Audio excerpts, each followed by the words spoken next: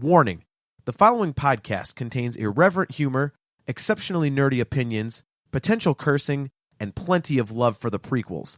If any of the preceding offends you, please turn off this podcast immediately, and may the Force be with you.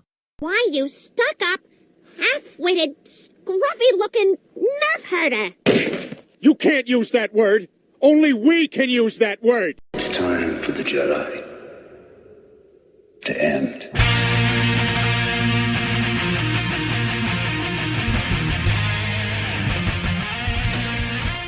You're tuned in to the Nerf Herder Council, your source for Star Wars opinion, conversation, and debate, featuring your hosts, JT.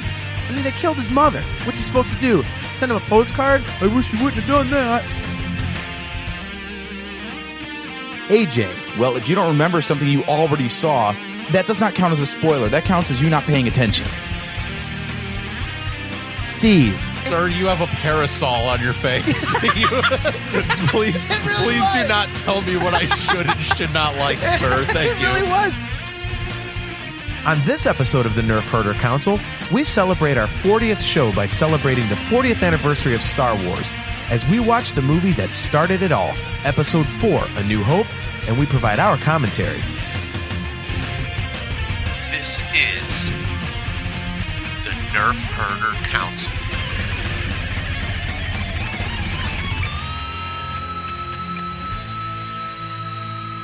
Welcome, everybody, to another episode of the Nerf Herder Council. I'm your host, JT. To my left is AJ. To my right is Steve. And we have a very unique episode coming up here for you. And why is it unique? I was about to say our first ever, but it's not actually our first ever. No, it certainly is. The other one is spoken about in tales and whispers and stuff, but nobody will ever admit to it being truth. Exactly. Nerf Herder Council lore. Yes. Is only whispered about. That's the holiday special of the Nerf Herder Council. Oh, my God. Yeah, that was our first attempt at commentary did not go well. That was legend. Wait for it. Dairy. Well, the first problem was we were doing episode 1.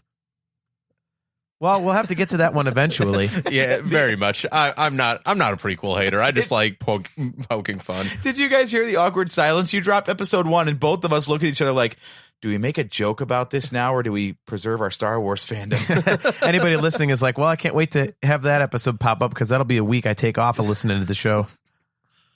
Well, based on every episode we've done about episode 1, people do. It is listener kryptonite. That is true. It very much is. Which means we basically have to do these first several very well to make them very interesting. So people are like, oh, I can't wait to hear their opinions. So maybe even the people that hate episode 1 would be like, well, I at least have to hear why the heck they're talking about episode 1 and what they're saying. Like if it's positive or what. Like, well, not to give our plans away on the air, but we'll just tell everybody we're doing Rogue One and then start commentary on we'll episode just totally 1. Lie. See how far people get in. We'll watch the YouTube numbers to see where the drop off is, where they finally notice. So, in case you didn't know, there's pod racing. Urso hasn't shown up at all. Yeah. I don't remember there being pod racing in Rogue One. Who knew?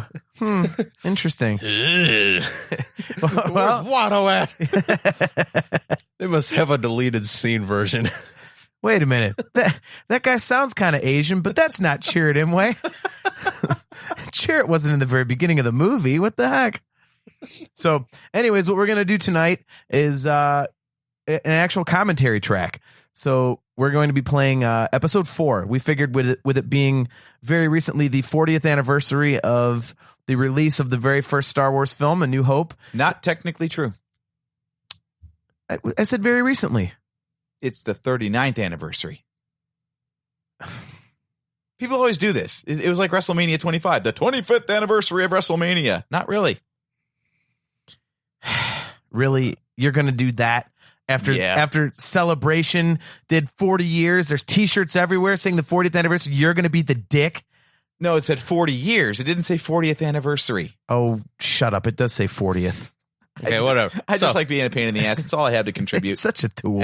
With it being the 40th anniversary or 40th year, it's also the 40th episode of our podcast. Is it really? You know what we didn't do? I didn't know that. That's cool. We should have had 40s for this. No, because that's why that's the first that's one what got went us in trouble downhill. the first time. Oh, yeah, that's right. Sorry. When you're trying to power hour during Star Wars. Well, wait a minute. We did the Power Hour, Ooh. and then we started talking about maybe recording the commentary. Yeah. So I just remember that I was getting to the point where I was thinking, if I keep doing these shots of beer, I am going to throw up. And I don't throw up. So that could have been potentially dangerous. But it also goes to show how difficult that was to do. To let you guys in on a little secret of how horrible the lore of this quote unquote commentary we did was. And by you guys, you mean the listeners, right? Yes. Okay. I drank a lukewarm or room temperature 40 ounce of Steel Reserve, and I still in my head realized that what we were doing was a bad idea. So you had a 40 ounce of an 8% beer and you never drink and you were still. that's a bottle full of bad ideas right there. Yeah. So the fact that my head was still letting me know that the things we were doing were just nonsensical garbage, like Yep. it just lets you know how bad it must have really been. Yep. That's not. Ooh. I knew within about 2.5 minutes of us hitting the record button, I was like, yeah, this isn't usable. Yeah. Like, well, we might as well just screw around and watch the movie, I guess. So we were eating Subway sandwiches and doing a power hour with beer. And actually, is there any other way to do a power hour? Because if you're doing a power hour with liquor, God, you'll be what's called, I don't know, dead. Very true. That would be very bad. So no, that whole thing was like the scene from Anchorman where they're sitting on the hill after the fight. Boy, that got out of hand fast. that escalated quickly. Yeah. Nobody killed anybody with a trident, thankfully. Otherwise, it would have been, I mean, life imitates art.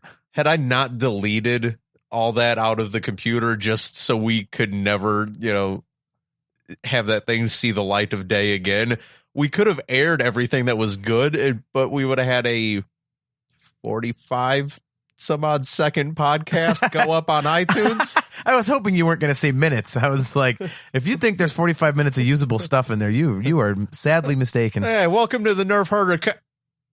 Okay, well, that was about it. Wow. that was very brief. Okay. But why does this one have the most listens on our iTunes? But we do know one thing. If you want to get a party jumping off the hook immediately, put some microphones in the room and tell everyone you're recording. Yep. It's like what was it, Force Friday at Toys R Us last year? It's just everybody's normal, and then something about microphones, and everything's lit now. Hashtag savage commentary. So, all right. So do you want to get this thing rolling? We should. All right. Well, we are actually playing this on my tablet. And we've got it ran into we've run it into the mixing board that we use to record. So if you have a Blu-ray player and want to listen along or watch along, we'll give a 3, 2, 1 countdown. You might have to sync it up with us a little bit, but this was the easiest way for us to actually do this. So we're not on an actual Blu-ray player, so we don't really have the lag. It's just downloaded on Google Play. So what John means is we're going to fire up an original version on this 8mm reel-to-reel that we have behind him. Yeah. We have the original cut. Nobody knows. We're just waiting for a good offer to unleash it on the world. Exactly. So all you special edition saps are going to be way off on our commentary pretty soon. As soon as Docking Bay 94 shows up, we'll be long past you. Yeah, exactly. But yeah, so this is the Google Play version that we have, which I believe it's the same as the Blu-ray versions, as far as I know. I think so. I don't think there are any differences. Yeah, if there's anything different, it's only probably because of the screen you're watching it on. I see way more because I watch it on my phone and everything. It's a super tiny 4K screen, so a little different than a TV. But I don't think they actually changed any of it. I think it's just the display. Yeah. Okay. All right. So we'll do a 3, 2, 1, and then we'll hit play. And like I said, we do have the audio of the film going into the board, so you'll hear that. So if you can't watch along, you'll at least know where the movie's at based on what we're saying, and also you can hear it in the background. So if you're a super nerd like us, especially me, you can listen to the movie and know exactly what's happening on the screen. I do that quite frequently at work because I've seen every one of these movies so many times. I don't actually have to see the visuals to know what's happening. So why don't we do this? You guys ready? Yes, sir. Punch it, Chewy. All right. 3, 2, 1, play.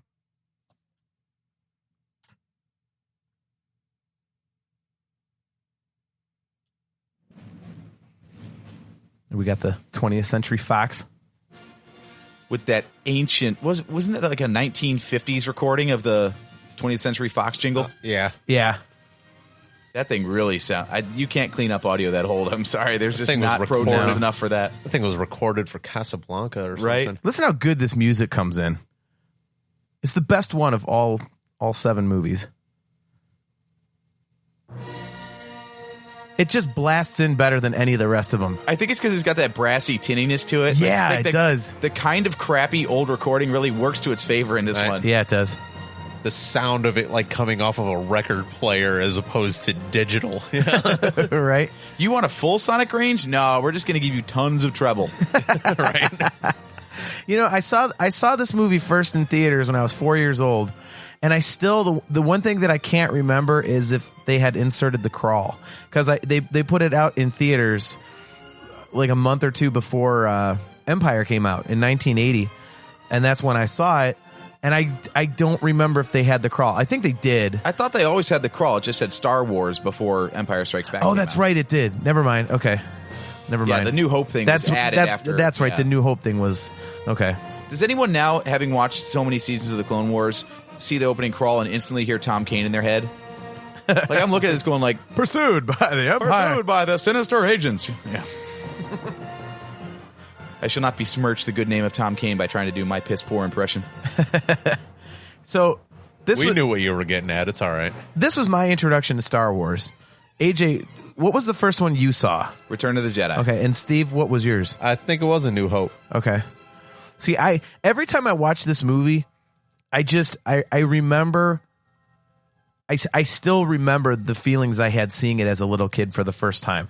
It was so visceral. Like, I mean, George Lucas's vision for what he wanted the movie to do. Are you going to talk through the whole movie? You want Dead Space or something? Shut up. So, I had to get that out of the way. What are you talking about? Right. We're not at a Magic Johnson theater. Yeah. You're getting dangerously close to the commentary of war that does not exist. I am a consummate professional, sir. But yeah, the stuff that George Lucas wanted to get across was so apparent to me as a little kid. Like, what was the good guys were good, the bad guys were bad. You know, the hope and the despair. It was, even as a 4-year-old kid, it was all on display. You know, I get that R2 is a rolling trash can, but just even in this situation, he looks like he's rolling down this hallway so calm. Yeah, it's that whole posture. He's always leaning back, like he's got the gangsta lean going on. You know, it's like I know he has no articulation, but still, it just looks like he's like. Eh. That's why in the Family Guy Star Wars they made him Cleveland. Beep boop, beep boop. He was cool. Okay, see right here. You see how they're looking up because they hear all the clanging sounds? The ship is not in the Star Destroyer's hangar yet. They're looking up at sounds. There shouldn't be any sounds yet. This has always bugged me. I think they reversed the sound effects. See, like right now, they should be hearing the docking and all that stuff. Could be. Raise your dildo guns. I never thought about that. Light your sparklers and fire. Man, the first time I saw Stormtroopers, I was like, those guys are so scary. And then Vader came out. I was like, nope, I was wrong. Never mind. There is something scarier in this movie. Just kidding. No, these guys aren't going to get to their bike race on time. Yeah. They do look like bicycle helmets, don't they? The one thing that's totally it's apparent... like they should be catching a giraffe down a hill right now. Having seen this enough times, it's totally apparent now, like all the little edits that they never went back and did because the limited budget just didn't allow them the time in the studio to do it. Again, like these guys are getting shot and clearly yelling, but they didn't actually splice in any sounds of them screaming. Yeah. Again, the calmness of R2-D2 didn't even turn his head to look at the stormtroopers. He just went through that thing, just yeah. It wasn't crappy 1970s low budget robotics. It was his attitude. Exactly. Man, I remember the first time I saw Vader. I was like, "Who is that guy? He's gonna kill everybody! Oh my god!" He looked so pissed too. Like he was mad that the stormtroopers didn't kick like an aisleway for him. Like he had to step over rebels, and he was mad about it. Yep. You know what I always wonder? Like we've seen all of like the concept art and everything, And when you see the concept art, like it looks like it would come across pretty stupid, and yet on screen it like looks totally cool. I always wonder if they made all this stuff in real life and went, oh man, this sucks. This doesn't look anything like the concept art. Like they were actually disappointed. I always wonder if that's what happened. Right. Because you see like this, especially like Chewbacca, you're like, what the hell is that? Yeah. And then on screen, it's like totally believable. They're heading to opening weekend, and they're like, "Man, this is gonna suck. Yeah, this is gonna look like a live action Gumby." Man, so good. I mean, seriously, it's what was he asking him before the stormtrooper came in? He already had him up in the air. He was clearly choking the crap out of him for some reason. For fun. You're at that point where instead of enjoying the movies, you're nitpicking, AJ. Because I mean, we are. Well, no, it's what's that symbol on the wall? Why is that symbol there? It looks like an M but a triangle. What does that mean? We are right after Rogue One at this point, so you know he's in a pissy mood. No, that's true. That's true. He might have just yoked that guy up because he was there. See, that's a continuity error because his armor was shiny in Rogue One. Have you guys watched Rogue One and Episode 4 back to back since Rogue One was released? Have you done that? Like, no, I actually haven't. I cut off A New Hope right when they get to the droids in the desert. Really? But I did watch. Yeah, I purposely. Actually, there's a supercut on YouTube of it, of the Vader scene going right into the start of A New Hope. Oh, that's cool. Yeah, I've done that. It's pretty interesting. And it's hard. It's hard for me because everyone talks about how if you do that, it makes Episode 4 so much different, and there's so much backstory. But for me, because Episode 4 was my introduction to Star Wars, and it's just so influential to me. It's like, okay, I'm watching Episode 4. I mean, it's cool. It's like an immediate continuation, which is awesome. But to me, I think Episode 4 is just so legendary in my mind. And we're now witnessing the biggest blunder of the Empire. Yeah, Rogue One is up for it. Rogue One is great and all, but Rogue One will always be Episode 4's prequel, not Episode 4 being Rogue One's sequel. Yeah. Okay, so we're going down to the desert here. Because honestly, I would have shot at it anyways. Yeah. I mean, why do you risk it? Target practice. This is one of the hardest things to doing a commentary track is all the serious points have been made by people that know what they're talking about, and all the jokes have been made by Family Guy. Yeah. I don't know. It's just every time I watch this movie, I can still remember my initial feelings watching it. It's such a fun thing to revisit for me because of that.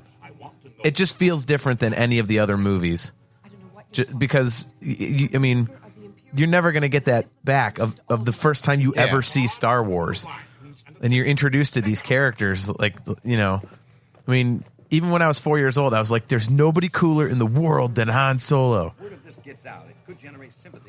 And then I saw Indiana Jones. I'm like, he's kind of like Han Solo, so he's really cool too. And it never dawned on me till later in life that it was the same actor. Until you were 30. Yeah. It was only a few weeks ago I realized, hey, wait a minute. Epiphany. Not aboard this ship, and no transmissions were made. An escape pod was jettisoned during the fight. No life forms were aboard. That's got to be so weird going into the studio afterward and doing all the dialogue. The ADR sessions. Yeah. To have to deliver the line and deliver it so precisely so it looks like, you know, the mouth movements all line up. Yeah. Whoever directs those things does such a good job. And it's not just on this, but it always amazes me that you can never really tell. Oh, God. There's one of those artifacts. The digital edition totally shows off some of that weird, like, film grain cleanup that they did for the Blu-rays. You know, I've seen the side-by-side video comparisons on YouTube, and I don't understand why people get so worked up about this cut. I mean, I understand they added some stuff, but if you look at it side by side, the original looks like junk compared to this. It's just like anything else. We've talked about it on previous podcasts about how it's the cool thing to do to complain. Like, people just jump on the complaint train just because everybody else is doing it. Yep. And how can you be upset about cleaning it up and making it look better? Yeah, it's just, it doesn't really make much sense. Yeah. A lot of these restored old movies, though, they remind me of, remember when compact, oh God, I'm dating myself here. Remember when compact discs first came out, and when they put out like Led Zeppelin on there and stuff, there was actually a little disclaimer that said like, this is the most premium audio format available. You will hear imperfections that were previously imperceptible. Yeah. Like they had to basically disclaim it and say, hey, the compact disc is fine. It's the recording that was garbage. Yeah. It's like with the prequels. Like if you see the DVD versions, it looks fine. It's normal. But when you watch it on Blu-ray, it's so clearly delineated because of the definition of the image that it kind of it's a little off-putting at first. Yeah, the effects just weren't up to the clarity of future releases. Yeah. You see that there's this weird like greenish haze that flickers in and out right there? I swear, like the way they clean up these shots, they kind of like mask off certain areas that are too complex to do that to. See, I don't even know how you pay attention to that stuff. I never see that kind of thing. Again, it's one of those problems of having now a phone 3 inches from my face that has 5,000 pixels on it. You know what? I think it was always there, the crate dragon skeleton. Was that always there, or was that added for the special edition? No, the crate dragon has always been there. If 3PO would have turned left, he would have ended up in Jakku. It was the same planet, just a different area. Yeah, Tatooine's actually the hemispheres are actually named. Yeah. Now, this was always one of the coolest things to me, actually, how they took pure daylight footage and then for the special edition turned it into dusk and then twilight. Did you know? I mean, that's how they do a lot of that stuff anyways. They film it in broad daylight and then in post they turn it to nighttime because there's no way cameras can pick up enough light and darkness to film a night scene. Here's a factoid. Did you know that this canyon, they reused it in Indiana Jones and The Last Crusade? I thought I recognized those stones. Was it The Last Crusade or was it Raiders? Was it Raiders? Which one was it? That looks more like the tank wall. Now, it was the tank one. So it was Last Crusade. Did I seriously just pick out a bunch of rocks based on probably? Speaking of movies we've seen too much, I always felt so bad right here. This little whimper, right? I did too. But then the big clangy trash can sound was awesome. See, that's another thing. Like as a little kid, I'm like, but he's so cute. He's like a pet. Like they can't hurt him. I was all upset. How awesome was that? I mean, they took a robot and they gave it so much personality that it whimpers when it shuts down. Yeah. I mean, dude, seriously, as you watch this and knowing it as well as we do, to analyze it, you're doing things like looking in the corners of the screen, and I do it too. Like now I look in the background for characters that people always talk about. I'm like, oh, there it is, when we get to the cantina scene, IG-88's head is, part of the wall, kind of thing. But I like to think that actually is IG-88's head, and then he got reassembled later. Right? He's just a pile of garbage, some random garbage from Mos Eisley. But I mean, it's so hard to forget how revolutionary this all really was, and why it's universally regarded as like one of the top films ever made. Because like you just said, your point about R2-D2, I mean, they take this little trash can droid and they give him personality and you feel bad for him. And it's like, it's not just a robot. Mm-hmm. I mean, it was just so many things. I always love this right here. This quick little like vacuum tube up into the sand crawler. Right. I'm assuming they did that in reverse and then just, they dropped a stunt R2 out and then played the footage backwards. Right.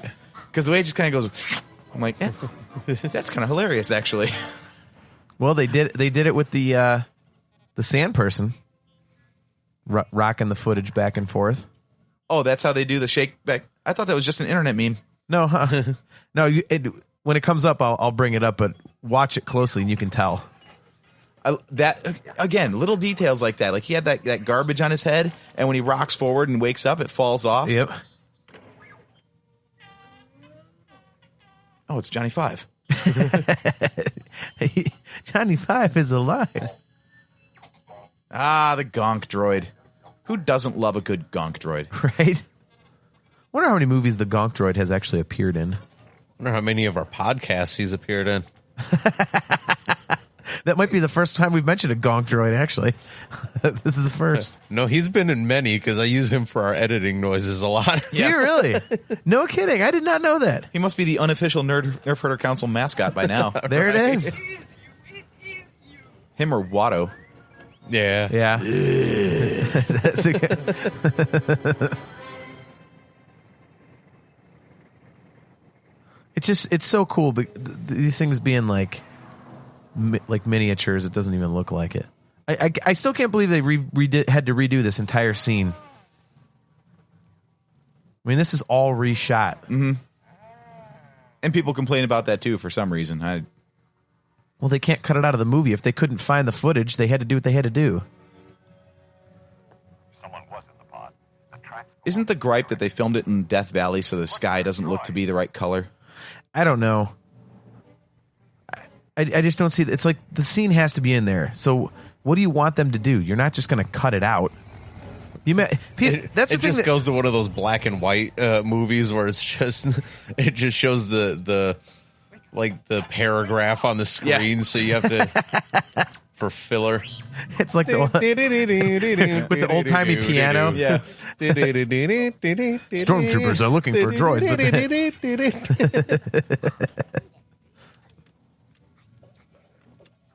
You think they'll melt us down?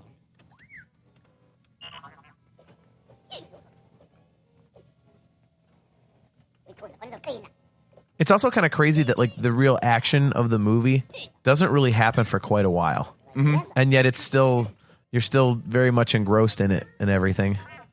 Yeah, this is supposed to be Luke's story, but it's 20 minutes before he even shows up. Yeah.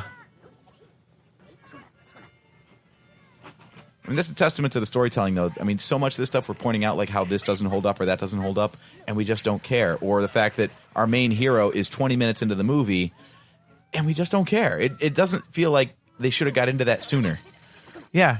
You don't even. It's like you don't even notice a couple of those things on BattleBots back in the day. Yeah, it does look like one of those. Like this is a saw blade hanging off the front of it, dude. You talk about culture influence. That is absolutely life imitating art, imitating life, and vice versa. Yep. Welcome to our sand igloo. I think they turned some of those into hotels you can actually stay in. And that's where those stupid. What were those? Those were in the Aluminum Falcons Geeks Who Drink Trivia contest. Oh. Stupid little cubes on the ground. Oh, those are power something. They're not power converters. It's I forget. We missed that in the trivia, didn't we? No, we didn't.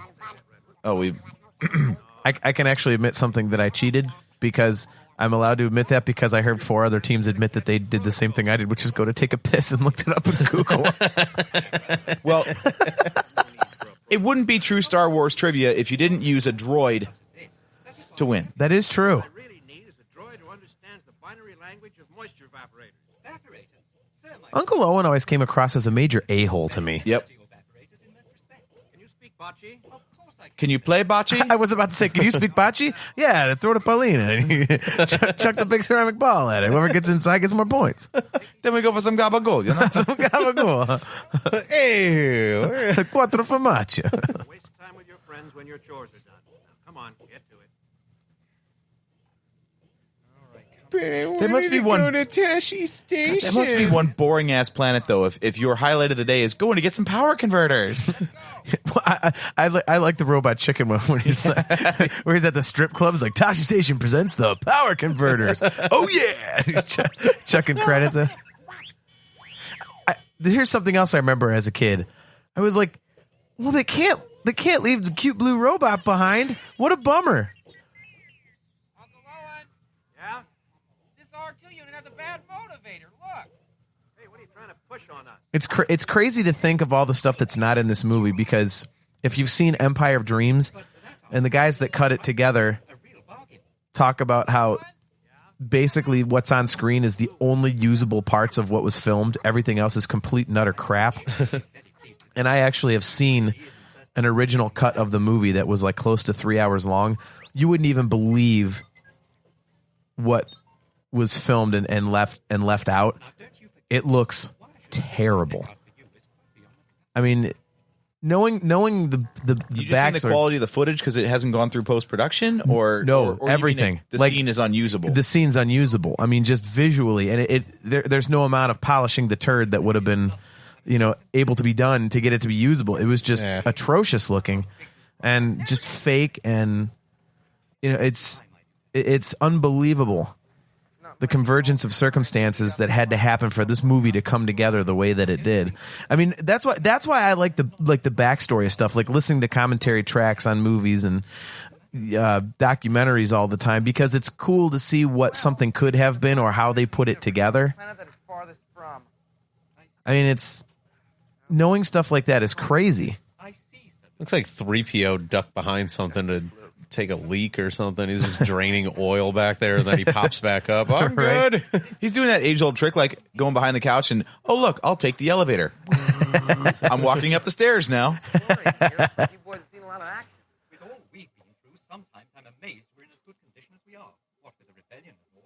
You know the rebellion against the Empire?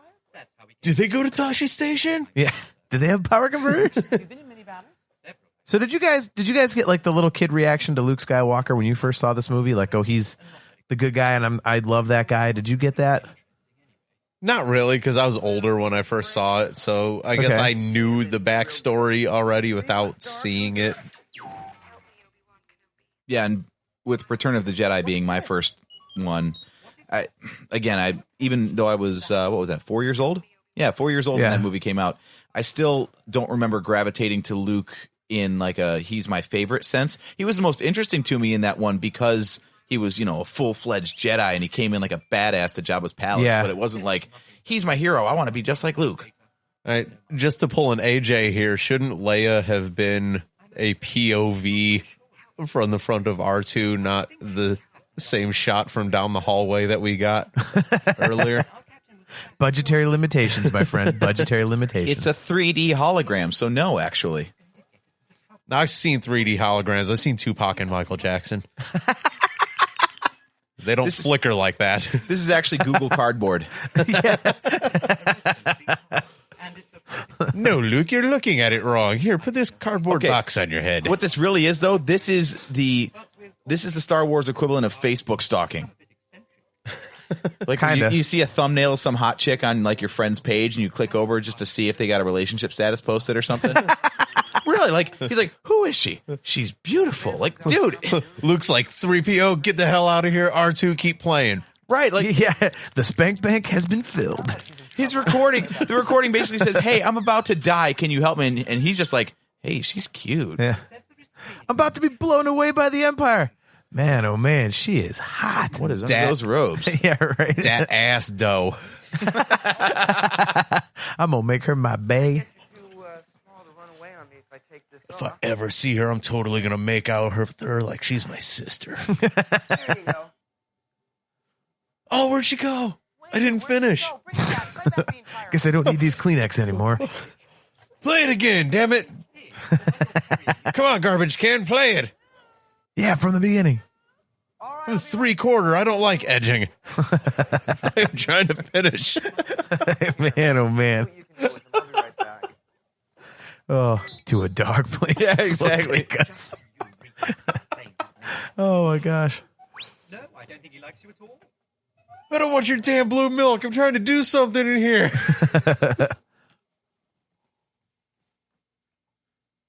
So speaking of budget concerns and whatnot, do you think that they came up with the design that they wanted for this place first and then found something that was like it? Or you think they sent scouts out to try to find alien-looking locations so they wouldn't have to build a set and then designed around that? I think they were more looking for alien-looking locations, or at least desolate stuff. I'd have to go back and reread the Making of Star Wars book that I have. That book is so detailed and so long that I forget a lot of what's in there because they literally have like every single day of filmings. Dude, I was like, ooh. I was reading that for a while and I spent days reading that thing and they hadn't even begun filming yet because it picks up in 1973. Yeah. It goes through all the, the funding falling through and, this backer pulled out and all. Like, does the movie ever start getting produced? Does anybody know? Like, do you know my father? Was he on Tashi Station? I found my running joke for the movie. Yeah. Does anybody know if the design on the roof of their dining room or whatever it is, if that's like some kind of thing for Tatooine? Or has that ever been said? Because the walls are white and then the ceiling's that like brown and black kind of weird pattern. It's like a mix of Aztec Mandalorian thing. I know. Hooligans just tagged it. It's graffiti. Yeah, you take your season and shove it. I'm going to Tashi Station. Eat my ass. I hope you get burned up by stormtroopers. Luke, don't you even say something like that. May you both be burnt by stormtroopers.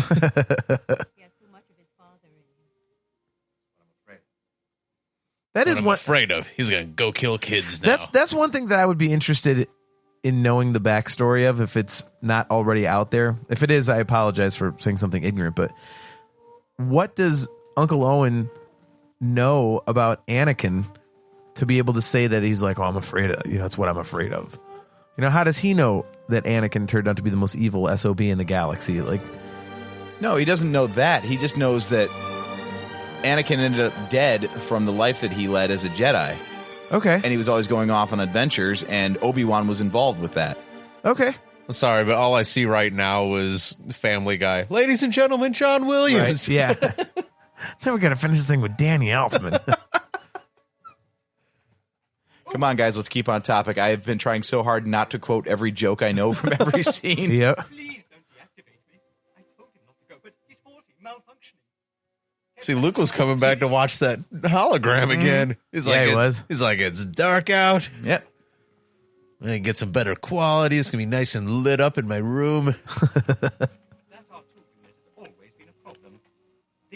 It's always been a problem. You're the asshat that told me to get him. Yeah. You jerk.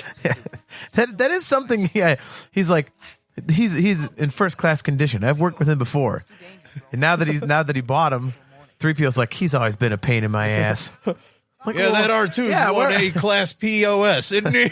Yeah. Like, what? Dude, you could have told me this 10 hours ago. Now I'm in a crap load of trouble. If it wasn't for that damn hologram, I wouldn't even go looking for him. Yeah. Wonder if he rolled to Tashi Station. Oh, my God, dude.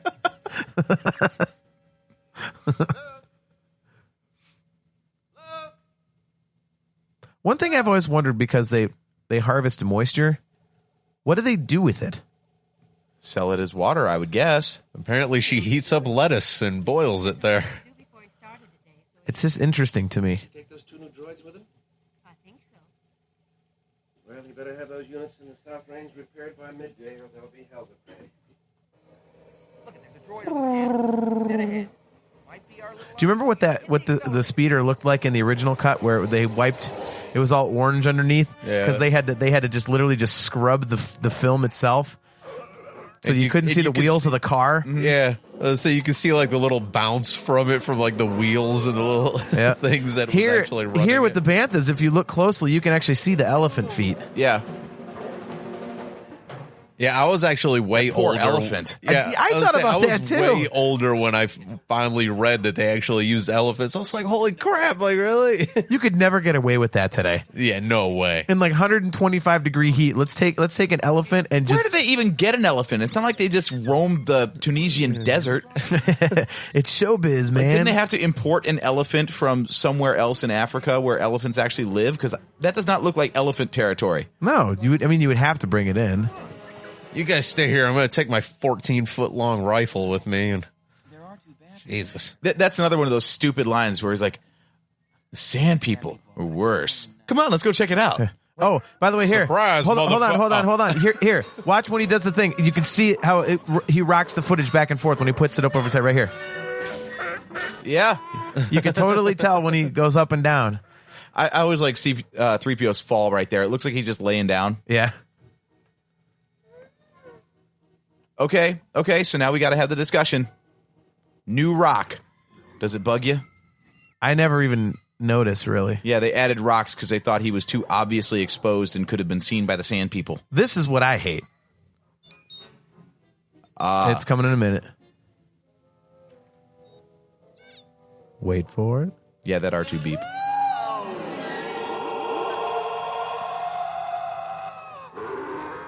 I just... That, for some reason, I think that bothers me.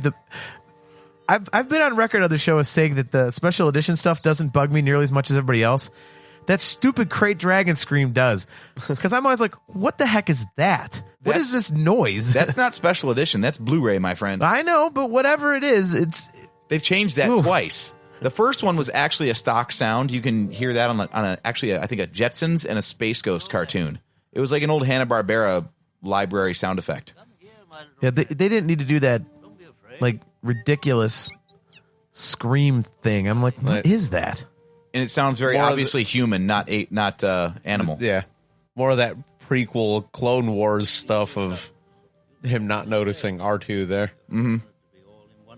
Well, like we've said before, you can't explain away everything, I guess. Very true, but you'd think that one would actually be a slightly obvious thing where he would, maybe when he was in the shadows is one thing, but when he comes out, you figure he'd be like, oh, crap!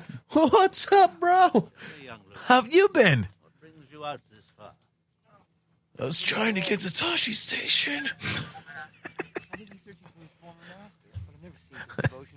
This damn droid. Play the video, droid. Play the video. Like, don't do that out here. Obi-Wan Kenobi.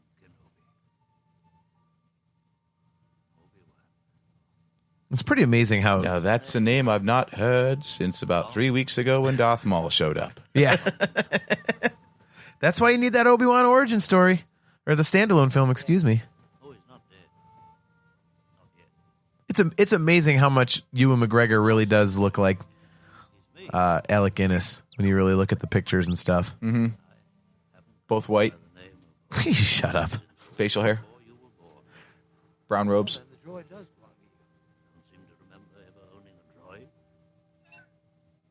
What? Yeah, what are you talking about? Bro. It's R2, man. Come on.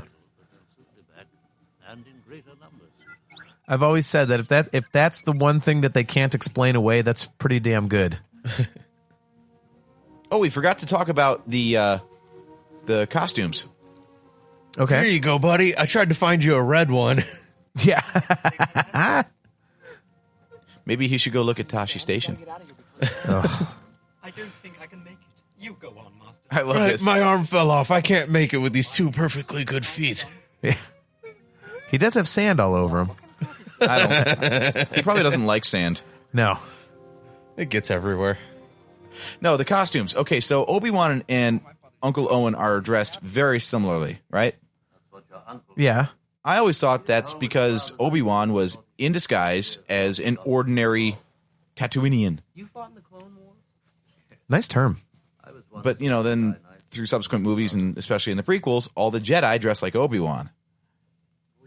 So do people on Tatooine just happen to dress like Jedi? Or did they just kind of let Jedi keep wearing what Obi-Wan wore in the first movie I for think, like visual continuity? Tatooineans are just kind of stoked on the Jedi thing, so they see. This looks more like a bathrobe to me. The Jedi stuff that we see later is a little tighter and neater to me. I don't know. I don't see it. Obi-Wan's like been wearing it for 32 years in the desert. It's just stretched out a little bit. That's all. You can't go to Kohl's and get a new one. Exactly. You know what he could have done? Is he probably could have got a new outfit from Tashi Station. Maybe Tashi Station carries stuff like Dickies. I love that meme. Here, this was your father's. He killed many children with it. Yeah. Is this... Go ahead and play with it. Do you guys ever remember seeing a lightsaber again like this where it looks like an actual blade? I don't remember ever seeing it like that again. It always just they all look like round. Yeah. I think the idea kind of evolved over time. Yeah. Heck, even in this movie. Mm-hmm. I'll have to look at it again when they show him later, but... Yeah, you notice the beam kind of warbles a little bit. Yeah. Which is probably just a fluke of the production, but, you can explain it away in universe as being like, well, it hasn't been ignited in a long time, and it's kind of just getting back, its mojo. Yeah. Power from the crystal. Mm-hmm. Then more internet right in this scene. All I'm thinking about is that bad lip reading video with the bushes of love. Mm-hmm. Every day I worry all day. It's an energy field created by all living things. It surrounds us, penetrates us. It's pretty incredible that they have. That's the scene that hooked me right there. Yeah, they have like 2 sentences about the Force. Then he starts learning about the Force. You instantly know it's like the most badass thing in the galaxy. That's pretty ingenious in terms of filmmaking. When you can present something that important and do it. Oh God, she's back. Look at that look on his face. It's like when you put a cake in front of me, dude. It's you just hear him go suck the drool up. Okay, so going back to Rogue One again, what was Obi-Wan's mission going to be? Was it going to be to get the Death Star plans or get them to Bail Organa? Well, he just said you have to see the droid safely to her father. So but she recorded it as her ship was being boarded. So that meant the original plan was scrapped. But what was her original purpose for going to get Obi-Wan in the first place?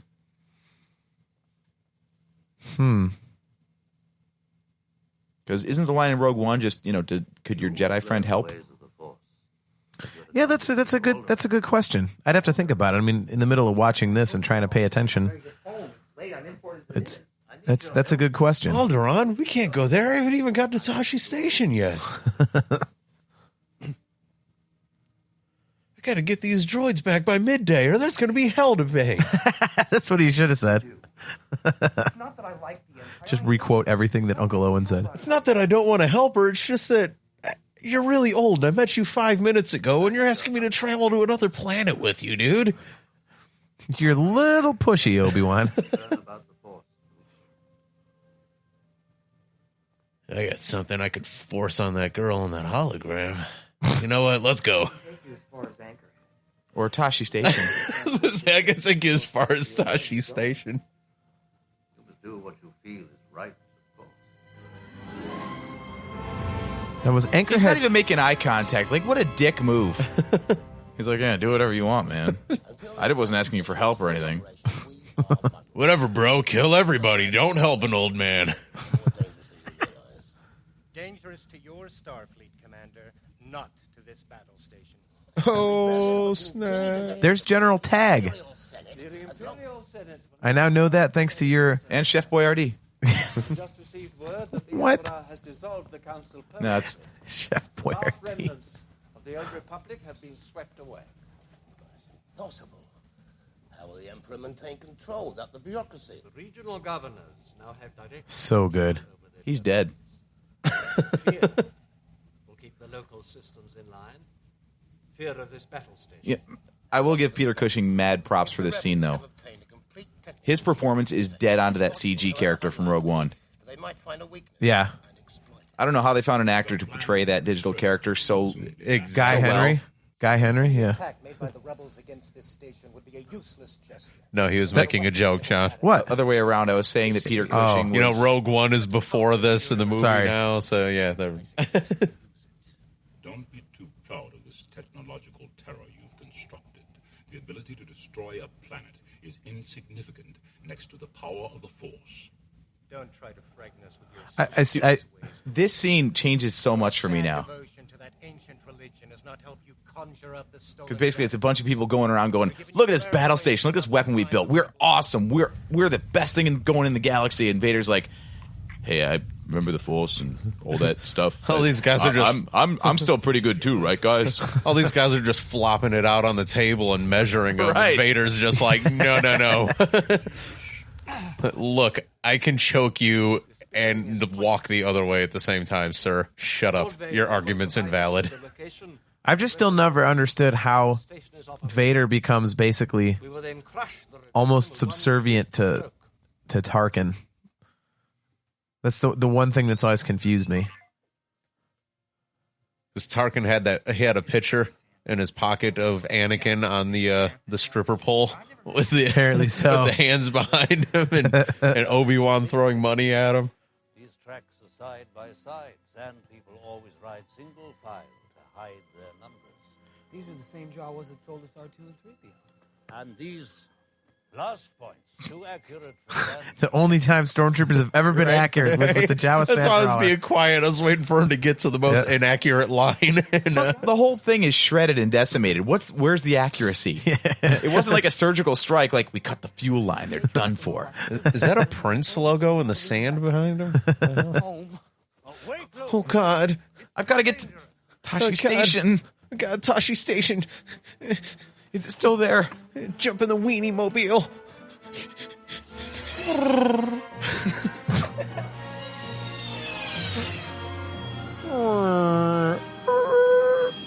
Isn't this the scene from the other meme of the guy in the pink hot pants with the microphone getting the audio? I haven't seen that one.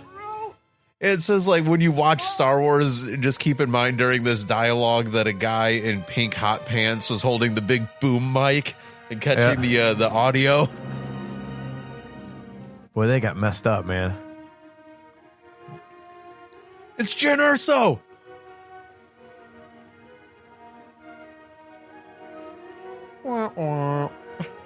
This musical cue is perfect. Yeah, it is. Well, it's like we talked about in the music episode. It's the way the resolve of the music comes in right as he kind of like looks back up with that determination. Yep. This movie, I mean, he's like, I don't even want to go to Tashi Station anymore. In a lot of ways, this movie is just so perfect in so many ways. I mean, the presentation, the music, just the very clear delineation between the good and the bad, like, and none of it comes across as cheesy, like as a movie. It could very easily just come across as Lost in Space, and it doesn't. Danger, Will Robinson. Yeah, danger, Will Robinson, danger.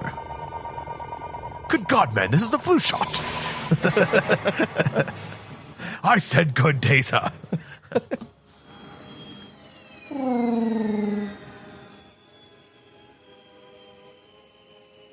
be great if R2 had like marshmallows over the pile of like Jawa corpses he's cooking out. He's just dragging what's left of Uncle Owen's remains onto the fire. He's using one of his bones as the stick. Beep, beep, beep, beep. We didn't need to use him for kindling. That one was still kind of alive. Ugh. Right after we stop at Tashi Station. Luke, if you mention Tashi Station one more time, I'm going to force choke you.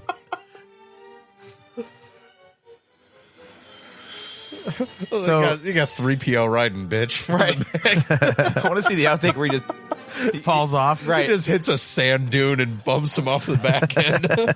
Ah, crap. Beep, beep, we lost him again. This is back it up.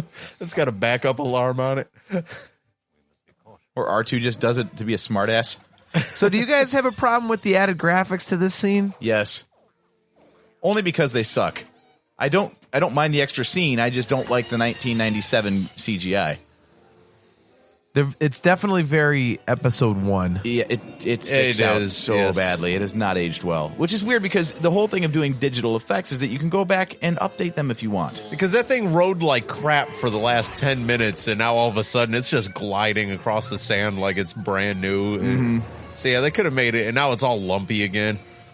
I just wonder if they're going to go back in and redo these. No. With like 2015 or 2016, 2017 effects. Yeah, right. Another remake like 20 years from now. Let me see your identification.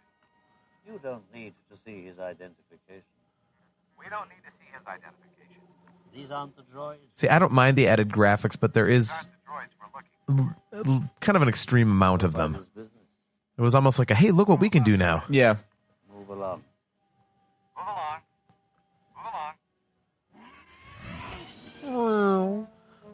The ornery Ronto all the time. That'd be a good name for a bar. The ornery Ronto. When I get a man cave, I'm hanging a sign over the door that says Chalman's Cantina. Nice. I can't understand how we got by those troops. I thought we were dead. Of course, you can have a strong influence. I can't understand why you didn't want to stop at Tashi Station first. You really think we're gonna find When we get off of Tatooine, will you get off of Tashi Station? Yeah. Probably not. This place could be a little rough. I'm ready for anything. So good. It's a giant BB-8 head over there. Kind of. Maybe 3PO was griping at R2 because he's like, dude, you got a third leg. You can roll a lot faster. R2's like, that's not a third leg. And then they cut to the bar. Yeah. Something that always confused me as a kid with this. One, why no droids? And two, why would a droid need to go into a bar anyway? Well, they don't want to get stolen. Well, it's property, but they're like, we don't serve their kind here. Like, they don't drink. True. And what the hell did droids ever do to them? I got it. I just retconned it. Battle droids. Yes. Damn seps. Have you seen the cut of this before that with the guy's original voice, the bartender? No. He's super British. He's like, "You're droids. We don't want them here. You got to get out of here. We don't serve that kind." It's totally hilarious. Luke coming into the bar with that lightsaber on his belt, like those hipsters do when you get a new car and you're just dangling the car keys out in the open just so somebody will ask you about it. Right? You slam them down on the bar. Oh, what are those? Oh, you're asking about my lightsaber, huh? And check this out. An old man just gave me this 2 days ago. You want to see it? Of all the footage they had, why did they have to put in a new CG alien into that scene? I never understood that. They had so much footage of different aliens, and they had to add the little Dianoga-looking one kind of thing. All right, and I'm going to have to ask the question again because it still doesn't make any damn sense to me. Whose arm is this on the ground? I don't like you either. Just watch yourself. In the Adawan cut of the movie that I have, it changes from Ponda Baba's hand to a human hand. Okay, so this is Ponda's arm. Yeah, but that doesn't make sense to me because it's supposed to be. I thought it was supposed to be Dr. Evazan. Yeah, it didn't seem like Ponda Baba was really doing much of anything. It doesn't even look like Ponda Baba's hand, though. It's like completely furry. He accidentally spun it backwards and hacked off Chew's arm. Yeah. Chew's like, dude, what the hell? For real, I was about to help you, bro. Do we ever actually see Ponda Baba's hand, though, except for what's on the ground? No. I mean, that's something you'd have to rewind and look at real closely. I don't like the look of this. Again, I would love to go back and watch the original cuts to see how different they actually look in terms of what's on the screen and what isn't. Because I bet scenes like that one right there, look, the screen looks like mostly empty. Yeah. The coolest dude to ever exist. Chewbacca. Oh, Han. Shut up. Sorry. Fast ship. You've never heard of the Millennium Falcon? Should I have? It's a ship that made the Kessel run in less than 12 Do you think they told him to call it Falcon instead of Falcon? He calls it Falcon like once or twice. Yeah. But otherwise Falcon. I'm like, okay. As I remember, everybody made a big spacey. deal out of it when he said it in episode 7. Yep. It's like how everyone calls him Count Dooku, and George Lucas in the behind the scenes of episode 2 calls him Doku. Roy, have no questions asked. What is it, some kind of local trouble? Let's just say we'd like to avoid any imperial entanglements. So this whole thing is just so believable. It just doesn't look cheesy like you would think it might. But then again, my view of the film was always coming through the prism of a 4-year-old kid. You know, so I wonder, like for people like our parents, this was revolutionary in terms of filmmaking. Yeah. I wonder if it did look cheesy, but people just like the story so much. It sure looks realistic enough to me. Plus 15 when we reach Alderaan. 17. Have you guys ever seen the Disney movie, The Black Hole? Okay, you guys got No, long time ago. I watched it a couple years ago because I hadn't seen it and I always liked it. And it was basically Disney's answer to Star Wars. I like their second answer better. Yeah, right. Dude, This sucked. We're just going to buy Star Wars. The Black Hole looks terrible. And it's like, it's always fascinating to me because seeing what's possible in Star Wars, then a couple years later, they just made this huge hunk of crap visually. Like, how is that possible? especially with all the money Disney has. Dude, there were so many Even movies, back then. so many movies that tried to duplicate the success of this film and just failed miserably. It just goes to show just how groundbreaking ILM really was. It was everything, really. I mean, it's not just the effects; it's also the story, the acting, the music. Yeah. This is Anakin's old friend from pod racing days. Yeah. I don't have it with me. Tell Jabba.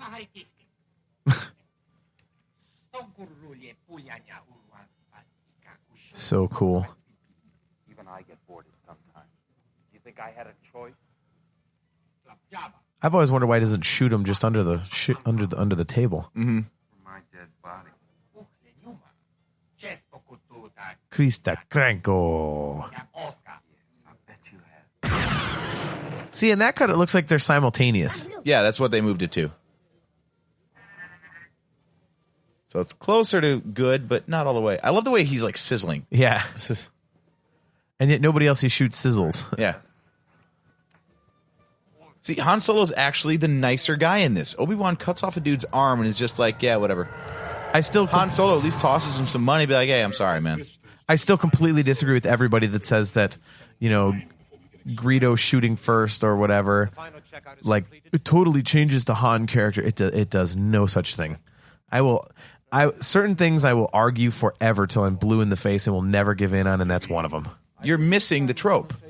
I don't give a crap about the trope. The trope is from old westerns. The sheriff never shoots first. I'm aware of that. When they're in a duel, you always let the villain fire first. I'm aware of that. So the fact that Han didn't wait makes him a shady character. But dude, which means that his redemption at the end is more of a character arc. It's more of a journey for the character. Total crap. That's just for people trying to read into. I think this is you being 4 years old painting that kind of lens on it. No, because my nieces and nephews, the versions that they grew up with were the special editions when Greedo shot first, or the Blu-ray, where it's simultaneous, and they have the same view of Han Solo that I do. So the character is still the same, and people who say it changes it, no, that's just looking for something to nitpick. Oh, well, now Han Solo's different. No, he's not. It changes nothing. It's like complaining about the added graphics. It ruins it. No, it doesn't. The story's still the same. They didn't change the story at all. And again, why can they never, ever get Jabba the Hutt right? Ever. Let's start with the basics. He's supposed to have red eyes. He's got yellow eyes in this. Why? Are they red? I thought they're more orange. Well, they're definitely not yellow like they are in this. That's true. I mean, this is still light years better than the special edition. The special edition really looks weird. You seen those side by side? Yeah. This is still terrible. It doesn't sound like him.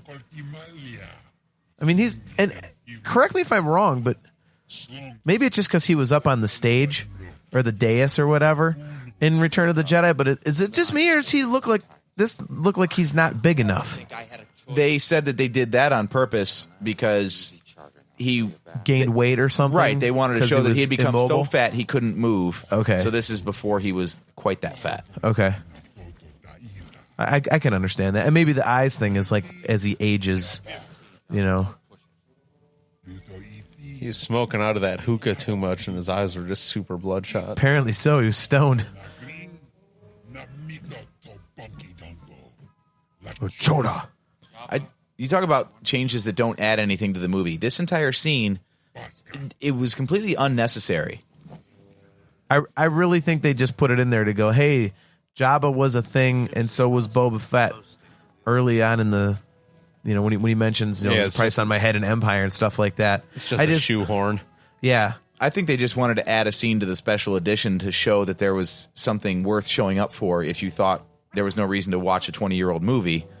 They're like, well, here's more of the movie that you never saw before. No, I think it was more story exposition, but I completely agree with you and everybody else that says that it's unnecessary. I mean, did we really need that? I think it diminishes Jabba's entrance in Return of the Jedi. I think his impact is way better as a shadowy character only mentioned in name, and then in the third movie, you're like, whoa, That's what he was afraid of. Okay, now I get it. I think if you're seeing the movies for the first time, I agree, but we already knew who Jabba the Hutt was, so for us it's like, okay, it's Jabba the Hutt. But I think if you're talking about for people that have never seen these before, I would agree. Yeah. Which way? All right, man, load your weapon. Stop that ship! Blast them! Look how precise these guys I was just about to say that. Look at those accurate blast points. It looks like me playing Battlefront. Which different podcast, different time, but the trailer for the new one looks really good. Did you watch any of the gameplay? Yeah. Oh my gosh. Oh my! I like how they're starting to lean back towards how the original two were. Mm-hmm.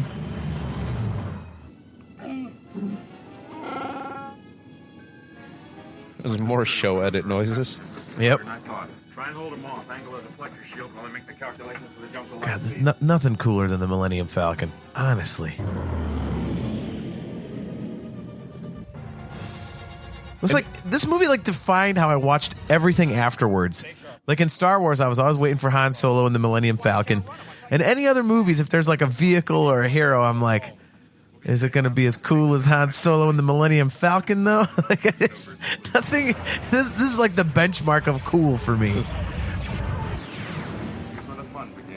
I could see these guys reading the script for the first time and being like, this is garbage dialogue. This is utterly ridiculous. Yeah. And yet, in the movie, I never listened to it and go, well, that sounds weird. Yeah, that's what I was saying. It's like this amazing convergence of circumstances, and it's something that, on paper, when you read the dialogue and look at the concept art and all this, it could look and sound like the cheesiest, dumbest thing you've ever seen. Yeah, the phrase, bounce too close to a supernova. What the?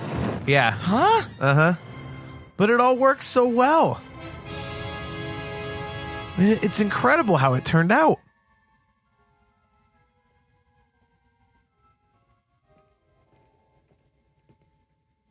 We've entered the Alderaan system. Governor Tuck, I should have expected to find you holding Vader's leash. Peter Cushing was wearing slippers when he filmed these scenes. That's all right. I didn't notice until just now that apparently Prowse bumped into Carrie Fisher. Did he? Yeah, when Leia comes to a stop and Vader actually bumps into her. Maybe he didn't see her. Yeah. There's a callback. I can't believe she was only 19 years old when they were filming this. Mm-hmm. She does not look like she's only 19. That might be the kid filter, too. I've never been able to look at her and determine if she's hot or not. Because I was 4 when I first saw her. So. Yeah. I was 7 for the gold bikini in Jedi, so I wouldn't have known. Right. But even later in life, I was like, all right. I mean, she has a great body, but I just always it's Princess Leia. It's like I couldn't look at her as, like a sex object. I was just like, that's Princess Leia. Exactly. She's royalty. Then name the system. I grow tired of asking this, so it'll be the last time. Where is the rebel base? Dantooine always sounds like a chewing gum to me. Mint flavor, Dantooine. The Rebel base, it's Tatashi Station. Wrong character, damn you. I knew you were going there, though. Yeah. We'll deal with your rebel friends soon enough. So great. I just love the balls that she had. She's like, yeah, you're about to blow up my home planet, but I'm going to lie to you right now. I'm still going to lie, right?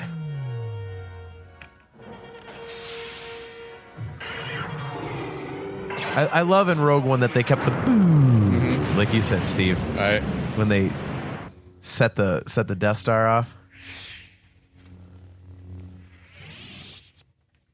Are you all right? What's wrong?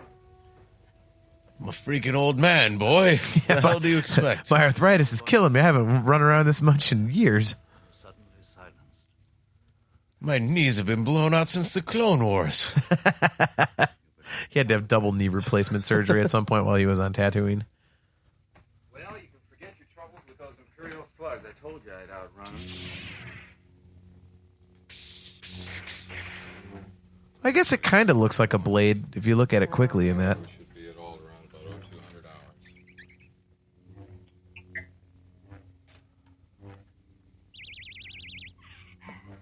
See, now that you're saying that they used every bit of available footage, I wonder how many of these like quick cutaways to characters that aren't doing anything like that. They just cut to R2 and then back again.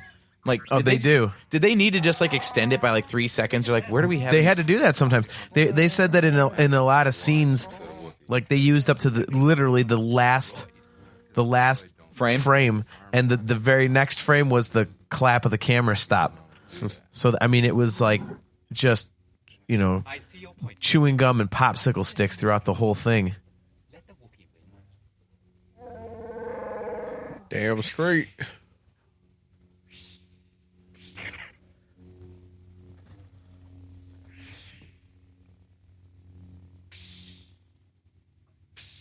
The other thing I remember is how when I first saw the lightsaber, I was like, what the hell is that? And then I saw this and it's like blocking lasers, and I was like, well, that's amazing. Mm-hmm. How about the fact that no training whatsoever, and he's able to block even a single blaster bolt? Well, like that's reaching out with the Force. Oh, I know. That's what I'm saying, though, is like, yeah, you kind of suck at that, kid. Like, dude, I'm blocking lasers with a sword.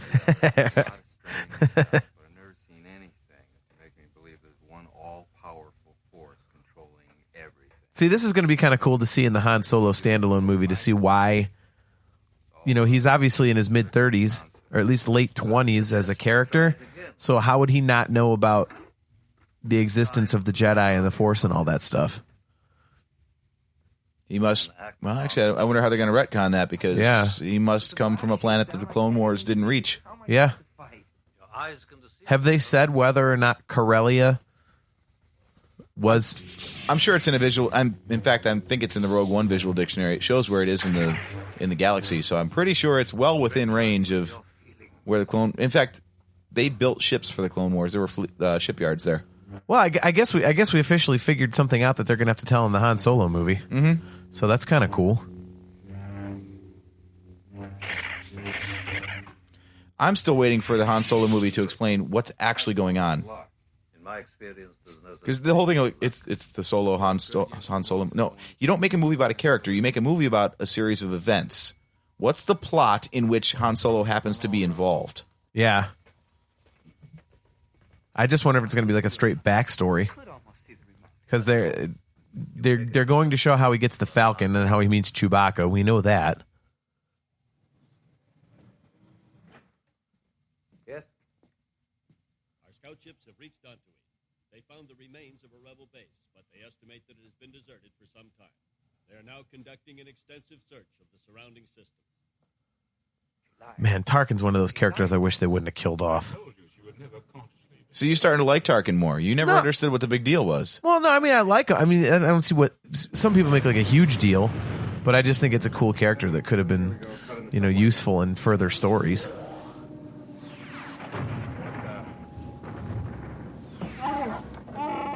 Yeah, Vader kind of assumed the mantle of head of the military by default, didn't he? Yeah. Yeah. Why do you guys keep coming in here? You don't belong in the damn cockpit. Sit down and play hollow chess, you idiots. I keep forgetting to close the door. The entire Starfleet couldn't destroy the whole planet. It'd take 1,000. Well, it was a long time ago in a galaxy far, far away. 9/11 haven't happened yet. Yeah. Ship coming in. Maybe they know what happened. It's an Imperial fighter. He followed us. No, it's a short-range fighter. If there are any bases around here, where did it come from? Tashi Station. I was waiting for it. Sure is leaving in a big hurry. If they identify us, we're in big trouble. Not if I can help it. Chewie, jam its transmission. I'm with you, AJ. If you listen to the dialogue and everything in headphones, you can totally tell what was on a live mic and what was ADR. Have you ever done that, Steve? You could totally. Gotten lost, been part of a convoy. He must have gotten lost, been part of a convoy or something. I can't believe that's a spaceship like that. Like, yeah, it's like two totally different volumes sometimes. I can get him before he gets there. He's almost in range. That's no moon. It's a space station. It's too big to be a space station. When I first saw this movie, I never really understood like how big of a deal that the Death Star really was, because I thought, okay, well, it can blow up a planet, so that's cool. But then once they went inside, and I saw hallways and tons of stormtroopers, I'm like, this is way bigger than I thought it was. Because as a kid, I was thinking, why don't they just blow it up? Like, See, I just kind of took it on face value for everything. Like, yes, it blows up planets, but I never got the feeling like, oh my God, this is the biggest, strongest thing ever in the history of anything. I was like, oh, the Empire's probably got a bunch of these. This is kind of what they do. Yeah, that's what I thought too. Do you notice that every time there's actually the Star Destroyer at the beginning seemed bigger to me overall, just because of how they dwelled on this thing is gigantic. Yeah. Well, just watching that scene right there, I notice how often that Han has to reach somewhere very hard. Mm-hmm. Like there's so many things that he has to do that are so out of reach for Check him this to out. get to. Right? Stormtroopers in space. First movie, and there's your canon appearance of a stormtrooper using his armor as a spacesuit. Yeah.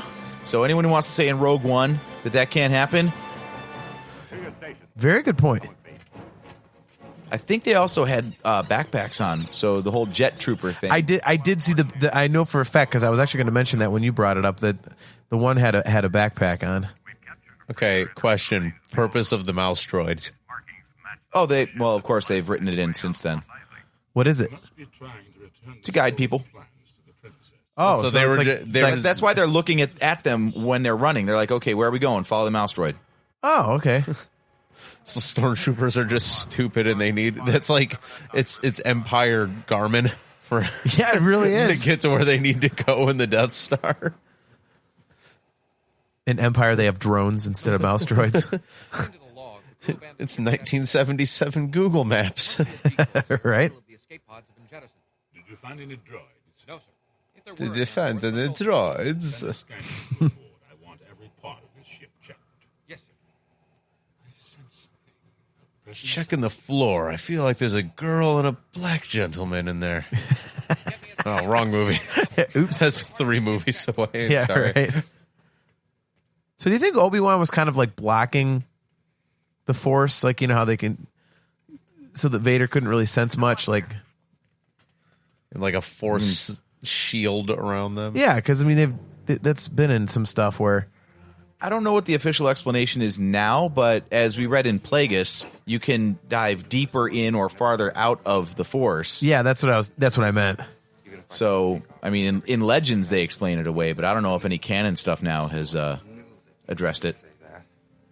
Oh, poor Alec Guinness. He can't get out of the pit. My knees, remember? I need help.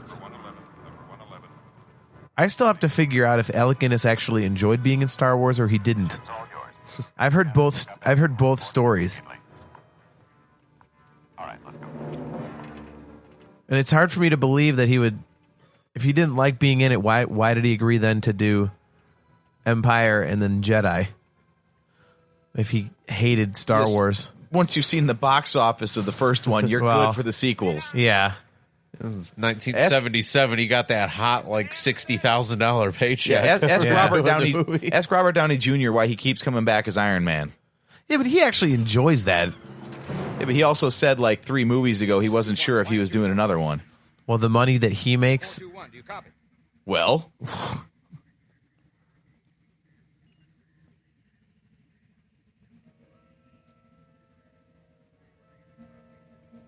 say okay. Yeah, we're all good in there. Take over. We've got a bad transmitter. I'll see what I can do. This stormtrooper's got a bad motivator. Yeah.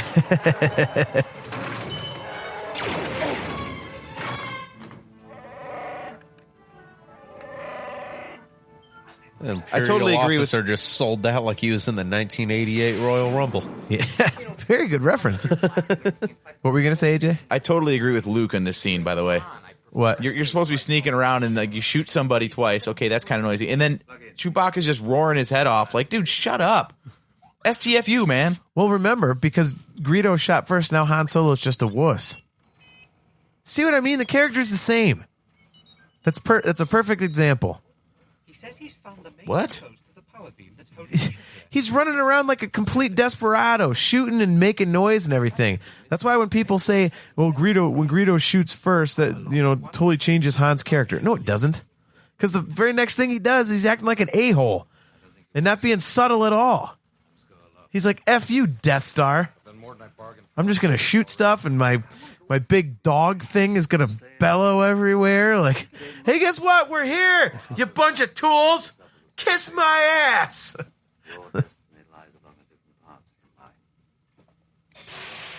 I love the super fast doors, too. Yep. The Force will be with you. Always. I mean, you think it hurts when you get your finger caught in a car door.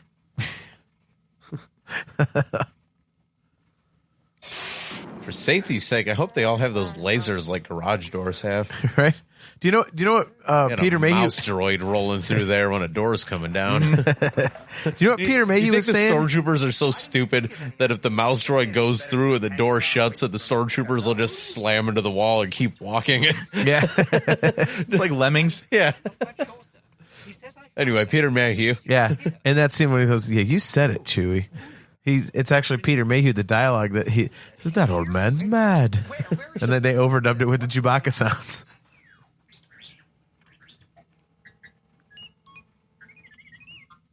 Level 5, detention block AA-23. Finally gonna meet the girl from the hologram? I'm afraid Yeah. the schedule to be terminated. Oh no. Do you got any Kleenex? See, he can't do that because we've already discussed the fact that in the Stormtrooper armor, you can't go to the bathroom. So he damn sure can't, He's just got that armor and he's just made a fist and he's beating it. Hear this clunk, clunk, clunk, clunk. What are you doing? Nothing. Where's the princess? The detention area is not what I had in mind. But they're gonna kill her. Better her than me. Have you seen the hologram, bro? Yeah, right? That's what he should tell him. R2, play it.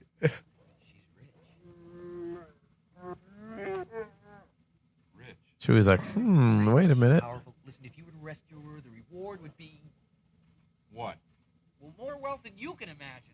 I don't know. I can imagine quite a bit. You'll get it. I better. You will. I mean, you will. Better be right about this. All right. Did you ever notice that 3PO's got a big dent in his forehead? Yeah. So when they had to clean him up, they also had to employ a dent puller, apparently. Well, we've covered. R2's got one of those. Yes, that's true. You put those on. Don't worry, Chewie. I think I know what he has in mind. Master Luke. I wonder if we're going to see any of Chewbacca's backstory, at least like a teeny bit in the Han Solo movie. Lock the door. What else do you need to know? He was on Kashyyyk when they occupied his planet, and allegedly Han Solo had a hand in freeing him. Is that canon, though? What about his... Well, we think talked they about do- it on another podcast. What about his brother or something? Or no, it was his family, his kids that had the goofy-ass name. Lumpy. Lumpy, Yeah. And that's canon now. Not lumpy, but a longer version of that. Thank you, Chuck Wendig, for canonizing it. Our favorite Star Wars author. Lumpy lo lump lumps. Hashtag sarcasm. See, they get a handrail. Yeah. See, this is when I started realizing, I was like, holy crap. They have like hangars for spaceships, and you get these huge chasms. Like, this thing is like way bigger than I thought it was. This is something I've always wondered in many different, like Star Trek, same Nice thing. headgear, dark helmet. Like, all this thing does is go around and blow up the occasional planet, yet there's all these people walking to and fro, and like, what are all these people doing? Yeah, true. It's like the Enterprise in Star Trek, where like apparently the 7 people on the bridge do everything, but it's got a crew of like 7,000. Well, they do launch TIE fighters out of it and stuff, don't they? I mean, that's inferred.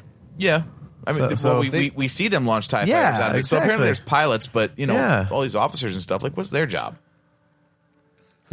Obi-Wan roaming around. Thank God we stopped at Tashi Station to get this brown robe so I can look like a Jedi. Yeah.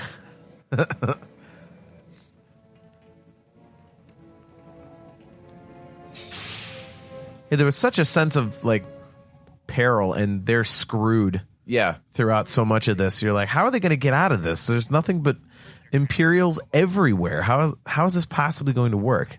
I wasn't notified. I'll have to clear. Like, you're stuck on the space station already, and now you're going to march into the prison on the space station. Yeah. By the way, there's a lot of crap in here to blow up. I mean, okay, let's count here. Let's count. How many things do they blow up? Well, he's got to kill everybody first. See, 1, 2, 3, 4, 5. Okay, there's number 6. 7. Man, I never noticed that. Chewie looks like he's just firing at random crap in the ceiling. Like he's not even doing anything useful. Man, I never noticed that, AJ. Good call. It's like being in a shooting gallery. Like they're popping up with little point totals on it. They're like little ducks. Like ding. They go behind by the communicator. All of a sudden, there's like a big roll of tickets hanging out.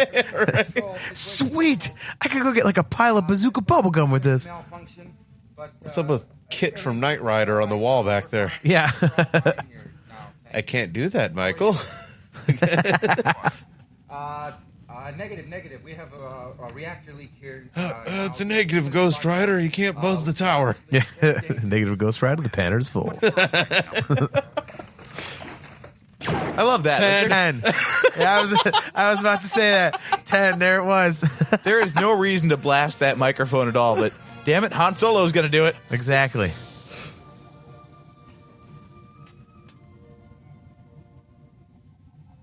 Yeah, that's a space chub. You just hear a Yeah. thump.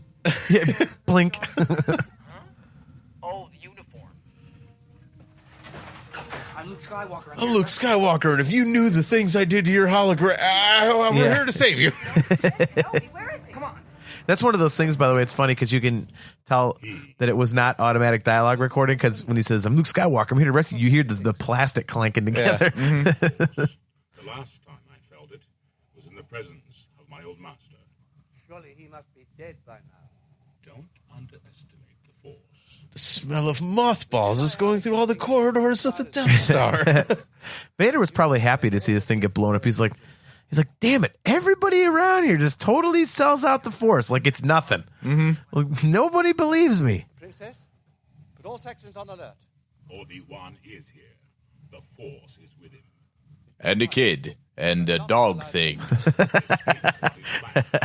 must face him alone. And the Force is with him. An invisible friend? What the hell? And then Vader's like, I'm using the Force to see if you... The pilot of that ship is going to bang out my daughter. What the heck is going on? I sense a disturbance in the Force. As if my children are going to make out. Like how these guys are all stumbling through that hole in the wall. Yeah. There's no possible other entrance we can go in. You'd like it back in your cell, Your Highness. That's where the Shockmaster got his entrance. That would be the greatest cut ever. To insert the Shockmaster falling through the wall right there instead of the stormtroopers coming in. Anyone who's not a pro wrestling fan and a fan of obscure pro wrestling history is not going to get that reference at all. Well, if you want to see something funny, look up the Shockmaster and his debut, infamous debut. Yeah, just Google search Shockmaster. It's the first and probably only video that's going to come up. Just fantastic. That's why I can't believe that the glitter stormtrooper took the costume contest at Celebration this year. Yeah. That was basically a head-to-toe Shockmaster. It really was, minus being hugely fat. And the Dr. Claw voice. Yes. You want a piece of me? Okay, Ole Anderson.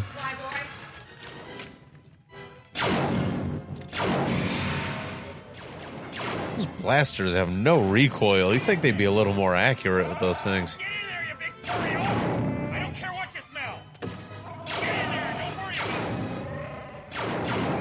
Well, if you notice, they're hitting stormtroopers because they don't have a helmet on. But the stormtroopers wildly miss everything. So Luke, maybe it's the helmets just suck. Luke does say, I can't see a thing in this helmet. Yeah.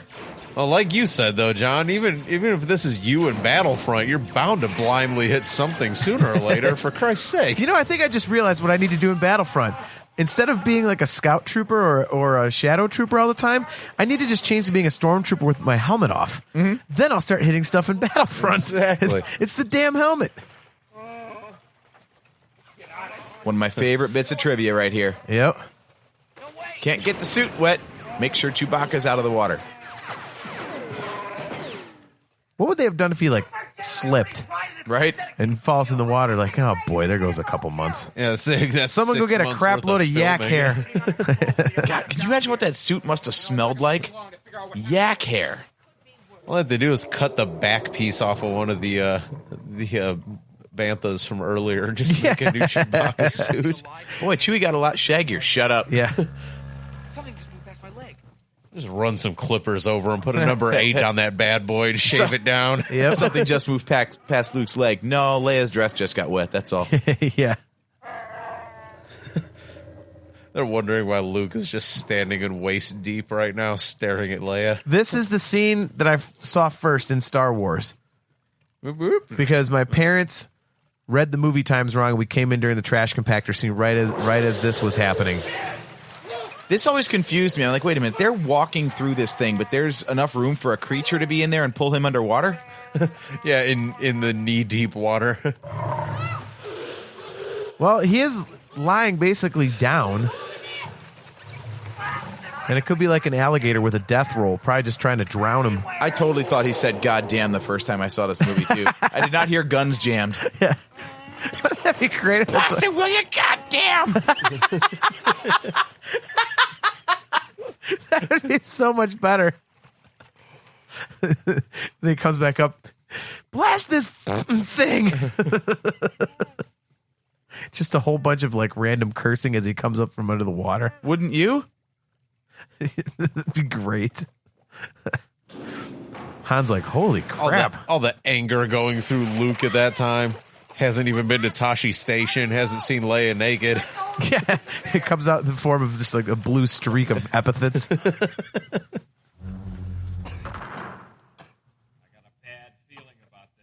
There it is.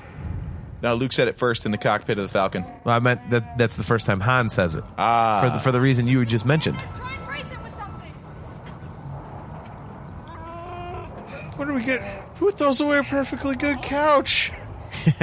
I'm taking this. Incidentally, for anybody listening to this, if you have not seen the Family Guy Star Wars, their spoofs on it, or the Robot Chicken specials, run, don't walk. They are fantastic. Very, very funny. Unless you have scissors, then walk. You moron.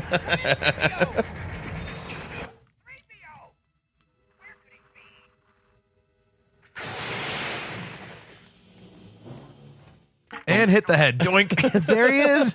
And you notice they put the sound in. Yep. See, that's one cool thing that they did. We're just going to acknowledge that happened. There was just an article on one of the Star Wars websites with the guy that was in the suit, and he claims it was him, but I guess there's been tons of people over the years that say, oh, no, that was me. Come on.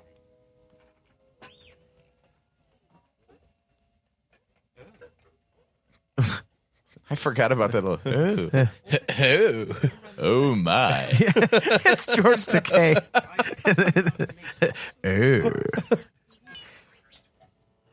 I like how he's got prisoners, and he's like, yeah, go ahead. We're looking for droids, and you're 2 droids, but yeah, just you can go out of my sight. Move along. Yeah. Move along. God, why is it in my head all day? I said it to that old man. I heard these droids. I heard it from TK421 that these droids were cool, so go ahead and move along, guys. They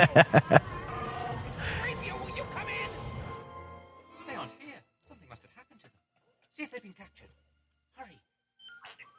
That's not a control arm. Yeah. For sure, we're all going to be a lot thinner.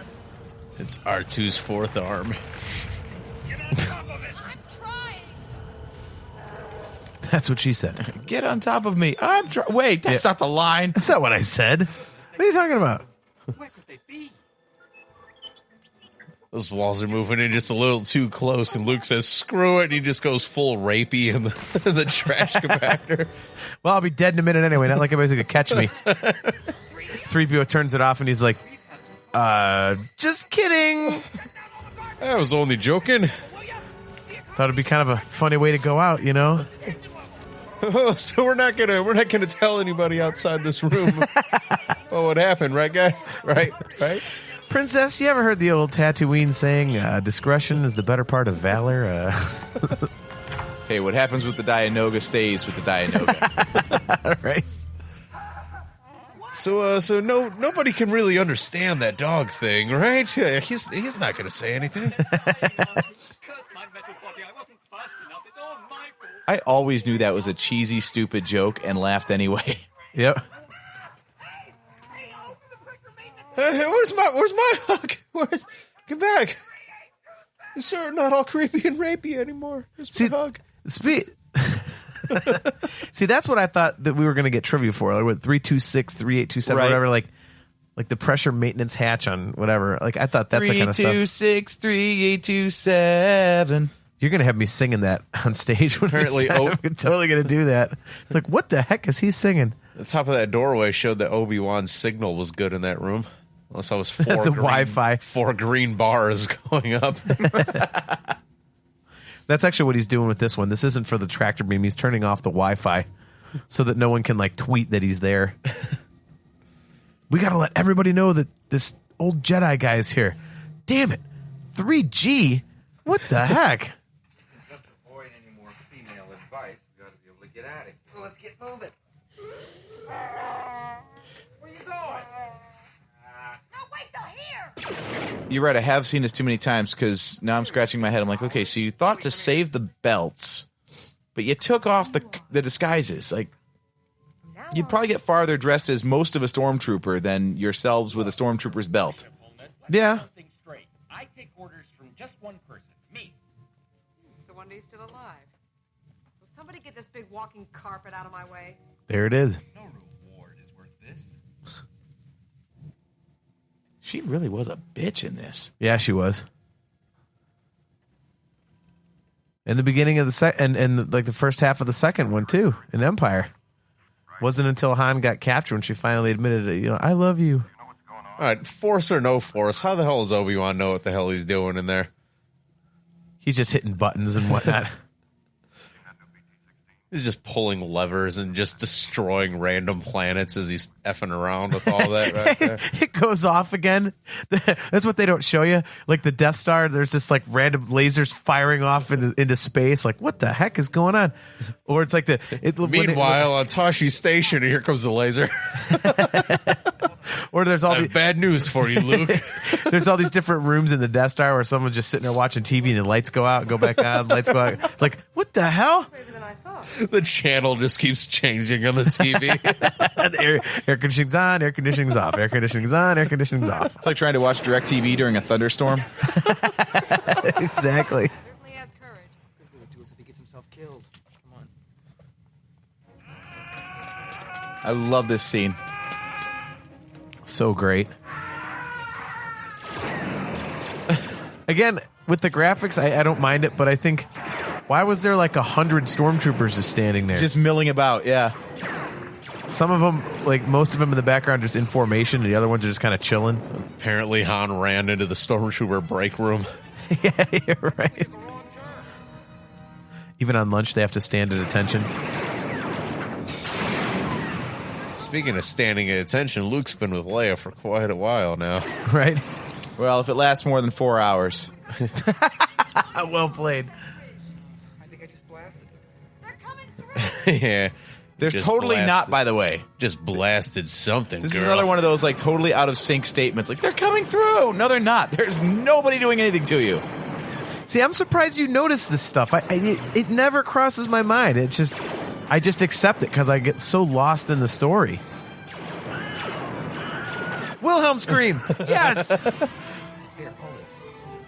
Now the question is, did the Wilhelm scream originate in Star Wars? No. Do we know its first appearance?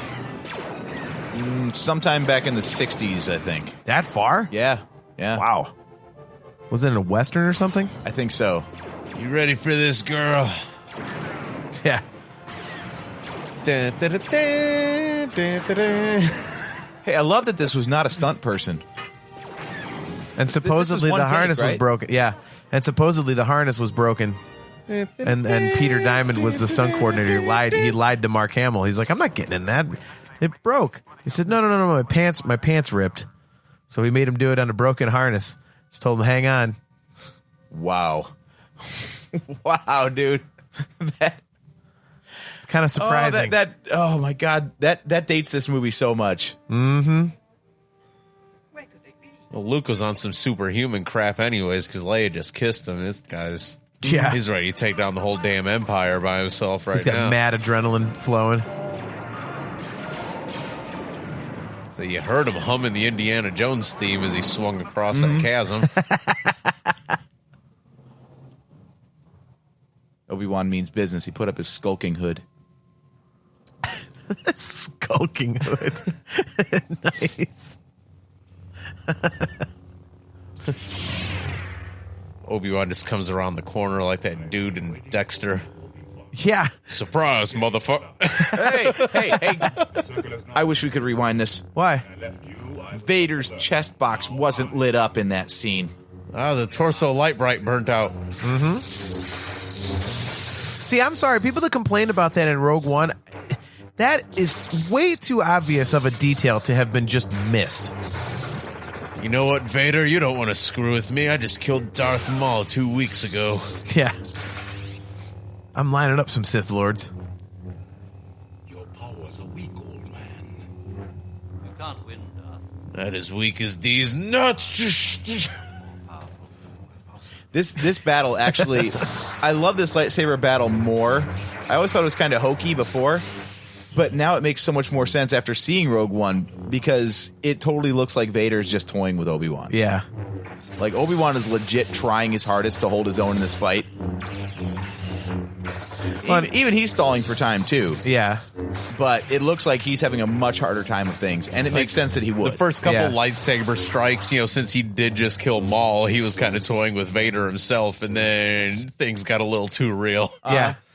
Oh, it took me one swing with this other guy. He is stronger than I thought. Damn it. You mean I can't just blindly swing this and not hit you with it and have you die like Maul did?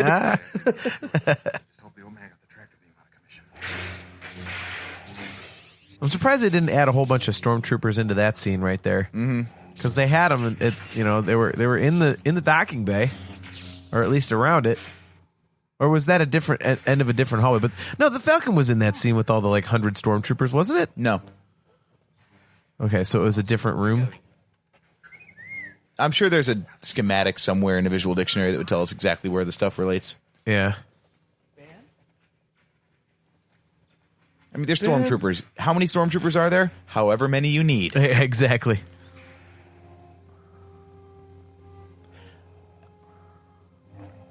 I think I would have fought a little bit longer here. I guess he had to make a point of having Luke see him fall to, give Luke that like a push. motivational thing? Yeah, I could see that. Vader's just stepping on the rope. Wait. Yeah. That's a thing? I've seen some people more and more, you're right. I'm looking at that what, did he think he was hiding under the robe or something? Really? You left me on Mustafar the way you did, and you're just going to disappear in a pile of dirty laundry? I've actually seen people complain about that. Why does he just disappear? And I'm like, well, you've seen Jedi. You know that happens. What's there to complain about? Become one with the Force. And the Force is one with him. Well played.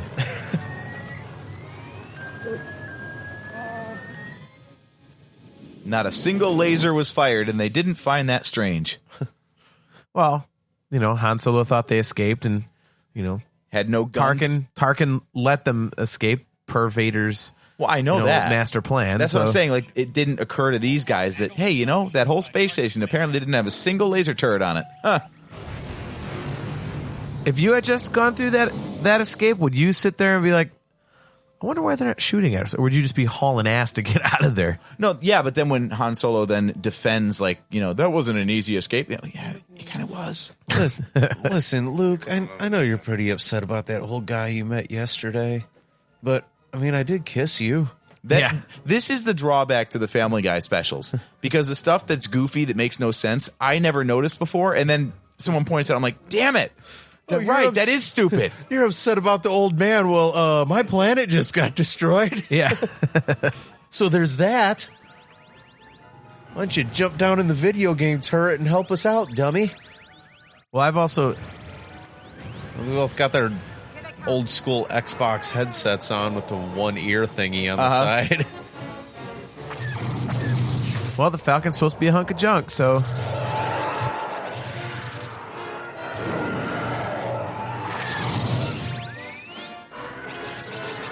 I'd be curious to see what an unmodified version of this ship looks like.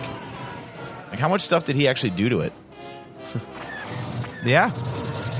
Like, just see a stock Corellian YT model freighter. I forget which video game it was, but there was one back in the 90s where he actually did fly a not Millennium Falcon Corellian freighter. Why would you want to do that? It was apparently slow as dog shit. Yeah, why would you want to do that? Well, that was the point. It was some point in the story where like you had to get off the planet somehow, and it was the only ship available, kind of a thing.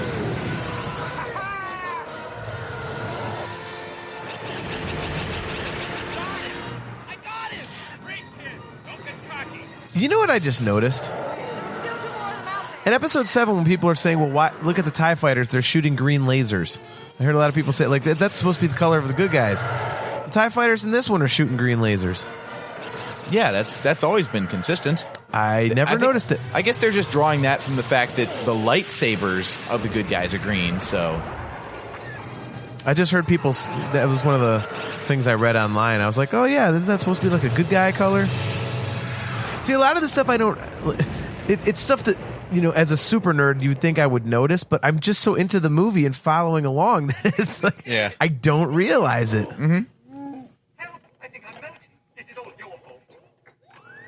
My motivator's going bad. Not again. We're going to stop at time. Yeah, you know where we can get a new motivator? You're sure the homing beacon is secure aboard their ship? I'm taking an awful risk, Vader. This had better work. Not a bad bit of rescue, huh?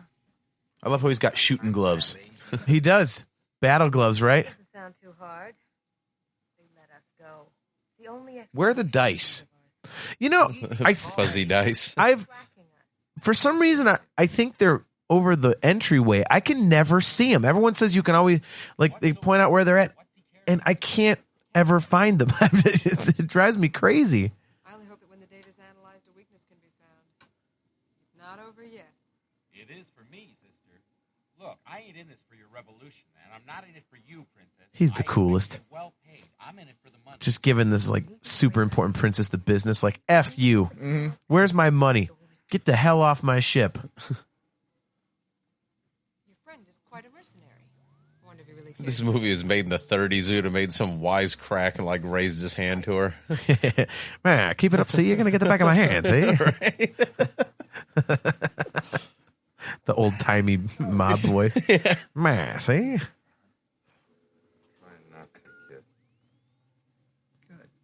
Yeah, she tried her to lip, but I gave her one across the chin, I tells you.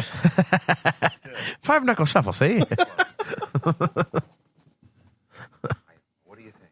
Do you think a princess and a guy like me? No. Hey, princess, what'd the 5 fingers say to the face? Oh. You know, if you look at it actually in that last scene, even the costuming kind of tells you, like, something about the characters, because Luke is in all really light colors and Han is in all dark colors, really. So it kind of separates them. But the white shirt is underneath the black vest. Yeah. He's like an onion. There's many layers. One of the things that is very interesting to me is how much of that George Lucas actually did think about. Because I've seen so many things online pointing this stuff out and all these, you know, similarities to old time movies and themes and all this kind of crap. And then there's little snippets of interviews all over the place where he says, yeah, I did this because of that. It's like, and to think that if all these things that people find in these movies, like stuff like that, like, you know, the white shirt's under the black shirt as like kind of a, maybe that's a, oh, well, he's kind of like a dark character, but underneath he's good, you know, he's light or whatever. For Lucas to have thought of all of those things and put them all in the movies like that is really, I mean, that's just ingenious. It has to be mind-numbingly boring to keep coming up with it, though, too. I'm just glad they landed on a planet where they had those new superchargers installed for R2. Well, that's movie making in general. As a filmmaker, you have to obsess over the details. This is the worst job ever for Rebels. Basically, you have to expect that the audience is only going to get maybe 50 to 60% of what you put in there for them. So you have to put way more stuff in there than is needed to get your point across. Yeah. I've actually heard people say that before. Like they were talking, I think it was in the episode 3 special features where they're talking about the costumes and stuff. And they're like, look, we don't have to decorate stuff to this degree. It's never going to show up on camera. But by putting that level of detail in there, the actors feel more a part of the world. Yeah. And that informs their performance. Yep. So there's tons of stuff, even building parts of the set that never get filmed. Same thing. If you can make them feel like they're more in the scene, then their performance will be more believable to the audience as a result. Yeah, I could see that. These graphics are still... I remember seeing this as a kid and thinking those computer graphics were mind-blowing. Yeah, I was like, wow, look at that. See, they had CGI even back in the 70s. Mm-hmm. Totally wrecks the film right here. See, look at that. I mean, it's so fake. What you're going to do is drop a bomb right in the poop chute of this thing. Space buttholes. There we go. Back on that again. You fire the torpedo right into the Sarlacc, exhaust port. It's not impossible. You should have seen the small cups I was shooting in while I was watching this hologram back at home. Look, there's only like a few rebels and all the stormtroopers. That's one thing that I noticed when I was a kid. I was like, how are they possibly going to win? Looks like they were just playing with a spirograph. Pam, and 80s, even this 80s toy reference. Nice. Yeah, even this right here, it's kind of, I'm like 30 minutes. I mean, there was just such a sense of it felt dangerous to me when I was a kid watching it. Like, well, okay, well they better do something because the Death Star is going to nuke them. Like, how are they going to get out of this?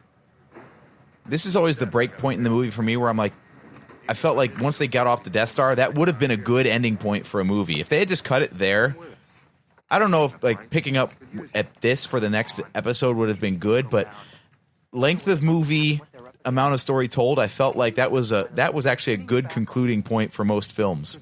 And then there's this whole act yet to come. Yeah. Attacking that battle station ain't my idea of courage. More like suicide. Come on, Han, stay. After we're done blowing up the Death Star, we're all going to hang out at Tashi Station. You know, to your point, AJ, the opening scene of Empire is kind of, or the opening battle anyway, is pretty similar to this in a way. I mean, they're getting attacked instead of trying to do the attacking, but it kind of starts out with a pretty big battle. Mm-hmm. So, well, they said they purposely inverted it like that. Yeah. Right? This kid is living the life. 2 days ago, he was just a moisture farmer. Now he's half a Jedi and a damn X-Wing pilot. He ain't done a damn thing to deserve any of it. If I would have known this was going to happen, I'd have killed Uncle Owen and Aunt Beru myself a long time ago. Hey, girl, what do you think of this new outfit I got? Check out my flying skills. Guess what? I don't have armor over here protecting it anymore. Dink. That's twice. Did I just get you pregnant? It'd just be great if, like, don't launch the assault now. I got to go to the bathroom. It would just be great if, like, it's only going to take a minute, guys. Hold on. Yeah, I'll be right back. 60 seconds. It would just be great if after the kiss, he's like, yeah, but then he gets this look on his face. He's like, that's kind of weird. I don't know why. Oh, well, she kissed me. He's in the X-Wing trying to take off, and he's wondering why it's not while he's playing with the joystick. Why isn't this damn plane going anywhere? Oh. Oops. Wrong joystick. Luke, why are you so sleepy? Jeez. They're all taking off. He's just snoring inside the X-Wing. He got a cigarette hanging out his mouth. He's just covered in sweat and shame. Shame. I can't get the cockpit open. It's stuck closed. Oh, man. Guess I have to get the jaws of life and get me the hell out of here.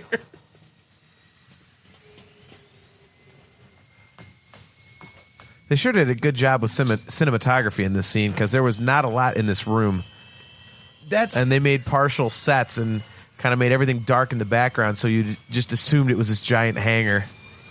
That's one thing. The second worst job of the Rebels. Like, he's standing inside the hangar with the stupid neon sticks. You know, speaking of the worst job, like you had mentioned, it was that dude in like the garbage can looking thing. Yeah, that actually was like on a pole. On a precipice. It was like on the side of a mountain, kind of. And in the book, they said it was really dangerous. Still not really sure what that guy does. All right, It's like an air traffic controller or something, kind of. I guess? guy, you put this helmet on and go crawl up that stupid pole over there so we can shoot you for 12 seconds. Could you imagine? Look at that. What if he's got to pee? Is it just raining down below?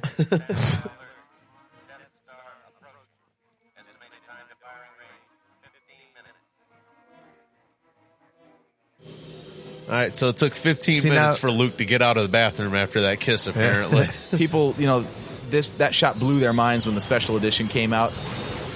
On one hand, I'm like, yeah, that's a good-looking shot. On the other hand, I'm like, why didn't you sub out, like, all the other space battle stuff then? There's our buddy. Red 5 standing by. Red Fox standing by.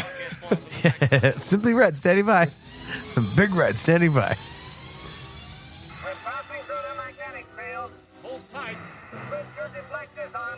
Did you see that Star Wars shirt that you can get now? It's like the old school Star Wars shirt. It looks like the iron-on, and it's Oh yeah, I saw that on Facebook. Normally it's like Han Solo like pointing at, but they have one of like right of Porkins right as he's getting blown up. I'm like, I want that so bad because I said something on Facebook. I was like, next to the Han Solo lives. This is the most perfect shirt you could own. Yep. I gotta see if they're still selling that because I gotta get that. I still think next Celebration, that's the cosplay. While we hand out coupons to Charlie's subs or something. I really hope that it's not cosplay I can pull off. I would really like to not be able to be Porkins. I'm going in.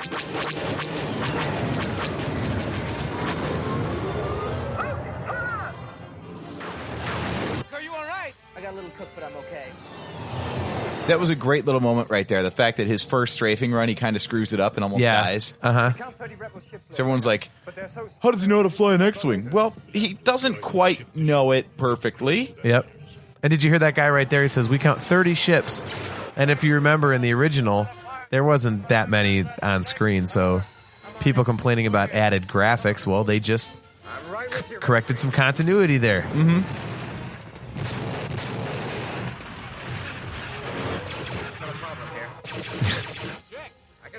I can't. The damn seat. I'm too heavy. I'm going down. He dropped a French fry is what it was. Got a problem here. Pull out. No, I can hold it. It's not a sandwich, you jerk.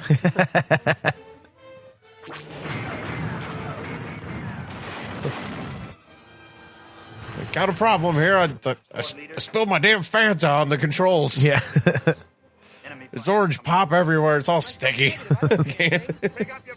This is, if you think about it, like after they get off of Tatooine, they're kind of basically in trouble for the rest of the movie. Yeah, it really doesn't let up. Like I know AJ, you said in the past that you feel like it's kind of a slow movie. Oh, only especially at the beginning. Yeah. But I mean, once you're off Tatooine and they're it's one thing after another. As soon as they meet Han Solo and they go up in the Falcon, it is just never ending. This one on your 6. Don't worry. I'll slam on the brakes. He'll fly right by. Throwing some Top Gun quotes over it. We're going to go play Xbox.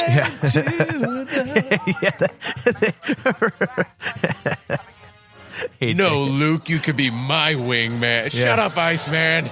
Some fighters have broken off from the main group. Come with me. And then just shows them walking down the hall to the commissary. Like, Vader, I thought no, I just wanted to get a sandwich. I want to see if you guys want to hang out. I just wanted to tell you what happened. Like, they broke off from the main group. Not as many people firing at us. Yeah, I just thought it was just interesting conversation. It's 10 o'clock, dude. It's break time. Take a load of hell, man. Yeah. They got a really wicked Philly cheesesteak on the menu today. I wanted to get one of those. And now that other guys are out there flying, I don't have to wait in that line. I was wondering if you guys are going to play shuffleboard pool with me or not, man. Dude, how great was that shot, though, with Biggs coming in and blasting him and flying right through the explosion? Right. I already got TK422 in there, man. We need 2 more for teams.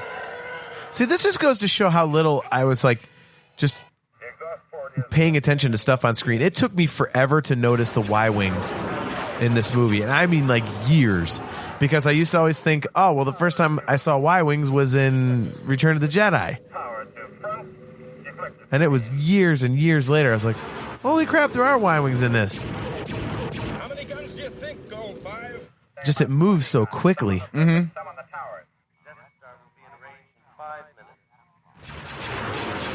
I mean, look, they're right there. I don't know if they were all X-Wings and maybe they were just digitally changed to X-Wings, or... They were very much Y-Wings. What? In all of those shots with the Y-Wings, or... Yeah. Okay. I feel bad picking on any of the performances in this movie because so many of these guys, I mean, the movie was so groundbreaking that they had no idea what they were doing in this movie. Yeah. So when they're doing all these, like, and they said they took how many shots of the fighter chatter? Yeah. And they had nothing to act from. They had never seen anything like it as a frame of reference. So, yeah, if their performance is a little bit off, I can kind of see how the guys portraying them were like, I have no idea how to play this scene right now. Yeah. It's got to be difficult when you have absolutely no frame of reference. Mm-hmm. Mark Hamill said that, the dialogue was just so goofy that his whole idea, like how he decided to act it, he said, I just did it sincerely. He just pretended like what was coming out of his mouth was real. Mm-hmm. He said, otherwise, there's really nothing you could grasp, to grab onto that was rooted in reality to kind of figure out how to deliver the lines and inflection and different things like that, because you're like, what the hell does that mean?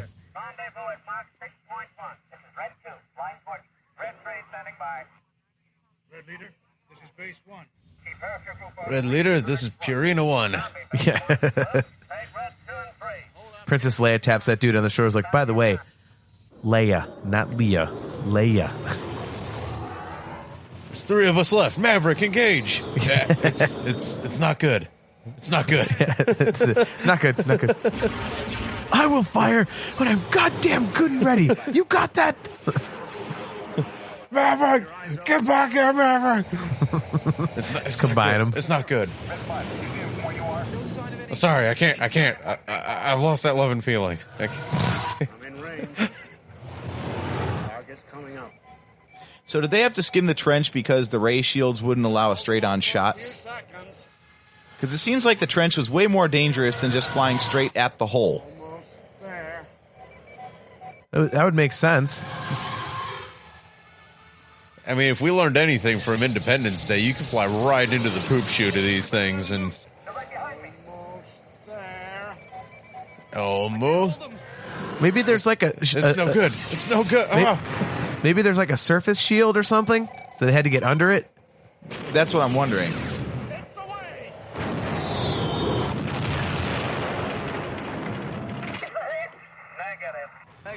That's a negative, Ghost Rider. I have had so many nights that went like that.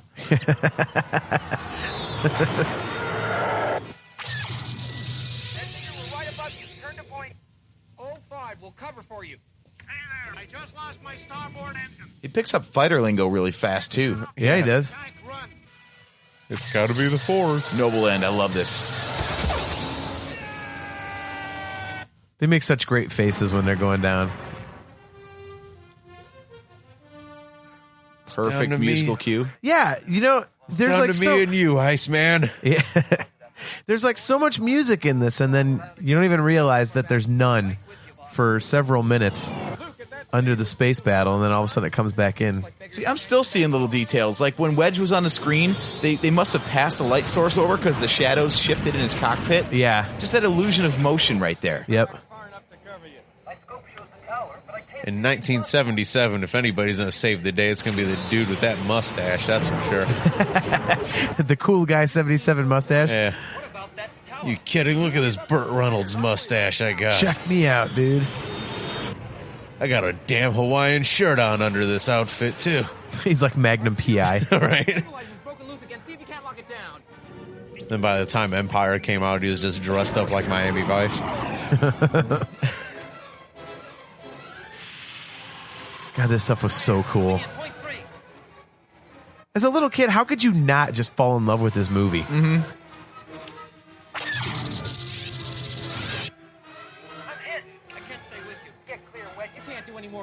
And it's amazing how it holds up, too. Wedge, just head back to base, dude. We need somebody to warm up the sandwiches. Get out of here, dude.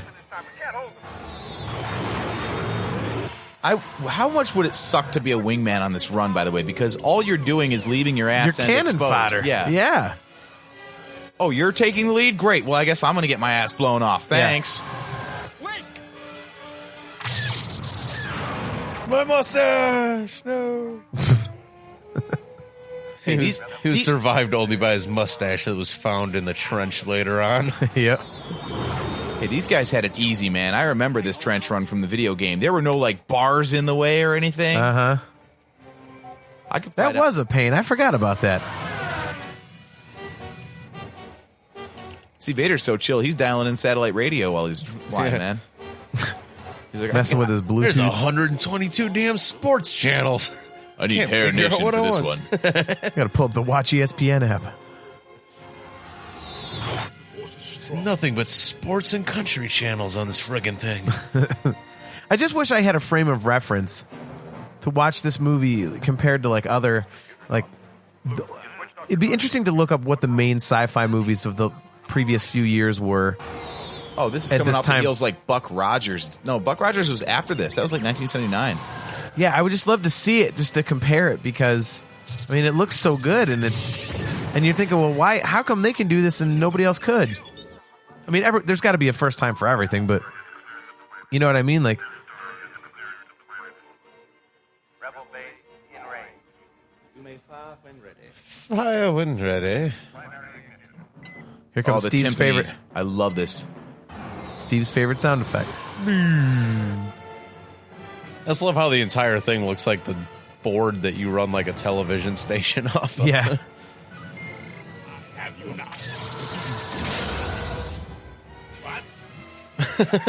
What? One of the greatest cuts ever.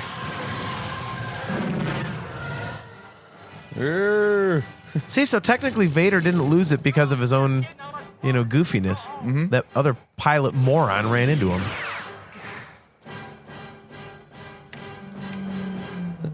As soon as those things went inside the Death Star poop chute, it looked like Luke finished. There we go. Nice big extended explosion. That's what I'm talking about. Mm-hmm. That definitely helped. Yes. Great shot, kid. That was 1 in a million. Remember, the Force will be with you always. Still don't know why an X-Wing bucks like a horse, but... Yeah, right? The illusion of motion, my friend. Up and down. Well, dude, if it's just staying straight, I mean, you've got the stuff flying by on either side. I mean, they had that on some of them.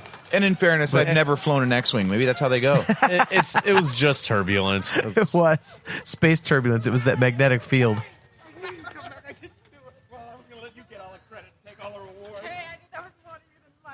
The script writers are like, we need 3 really catchy catchphrases right in a row. Give one to Luke, give one to Han, then give one to Leia. We'll get to work on him right away. You must repair him. Sir, if any of my circuits or gears will help, I'll gladly donate. He'll be all right. Weren't they ready to throw him out right before the battle? Yeah. Yeah, right? It's like, you guys do what you got to do. I'm taking the dog and Han, and we're going to go have our way with Leia here. I'm following her.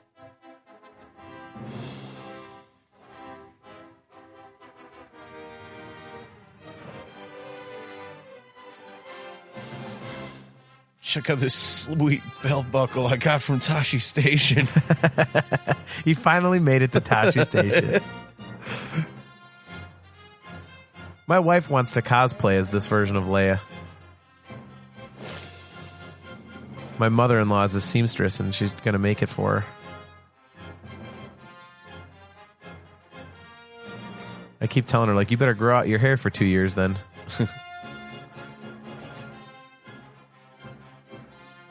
I just like how she gives Luke this big smile, then Han gives her a smile, and she's like, yeah, you.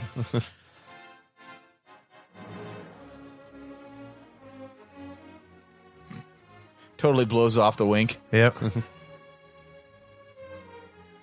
Tell me Han's not a shady character. He's trying to mac on the chick when she's giving him a medal in front of everybody. See? That's why everyone's, it changes his character. It does no such thing. I will never agree with that. There's that guy. The guy on the right of that screen. It's the second time they've showed him, but he's got the super walrus beard, the one that like comes around and then it's like fantastic facial hair. There was a Y-wing that survived too, though. Why didn't he get a medal? Yeah, I was thinking that too. I was like, well, there's the one Y-wing that the Rebels got still. I would like to say that my wife chose this end music for the recessional for our wedding. That's why she's awesome. Yay! There we go, episode 4. Woo! All right, well, not that I really need to ask this question of you, but on a scale of 1 to 5 severed right appendages, what do you rate Star Wars: A New Hope? I love it. I've always loved it. It's almost on an island for me because it's like that gateway drug, you know, like it's I mean, are some of the other movies better? Yeah, but the memories of being 4 years old and seeing all this for the first time. Still wondering, even at 4 years old, why Luke was whining about Tashi Station so damn much during the course of this film. Yeah, it's just so influential to me. He actually misspoke the line. It was Tushy Station. It actually was a strip club. So... Yeah, no, this movie was the hardest one overall because it had the most limited budget, no guarantee of success, and it had to not only be a standalone film in case there were no more, but it had to leave enough stuff to build off of in case he could tell the rest of his story.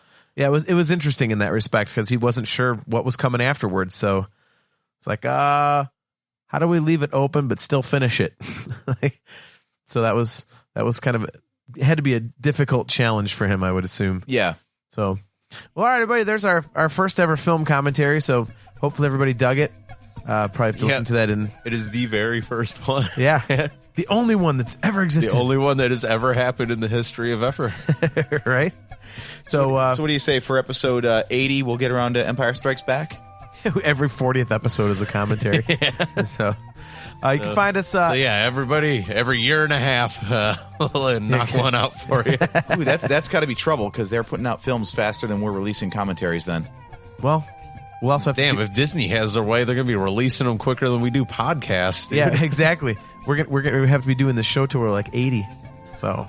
But anyways, as you all know, you can find us at nerfherdercouncil.com. We have our Facebook page, Twitter page, at NHC Podcast. We do have our voicemail line. Call and leave us a message. Give us some feedback, opinions, stuff you want us to talk about, or if you just want to generally yell at us about mentioning Tashi Station a million times. The number for that is 440-987-WARS. You can hit us up at feedback at nerfherdercouncil.com. We do have our YouTube channel where you can find our episodes there. And call us an asshole. Yeah. You know, I did comment back at that guy, and I was like joking with him, and he never responded, so... I think someone tried to troll and then got called out for trolling. So, you know, whatever, dude. We showed you who's the a-hole. So, anyways, thanks for tuning in. Hope you guys enjoyed this. Till next time, I'm your host, JT at Dog Pound Jedi. He's AJ. At Drake Adams 579. He's Steve. At Tashi Station. And we will catch you next time.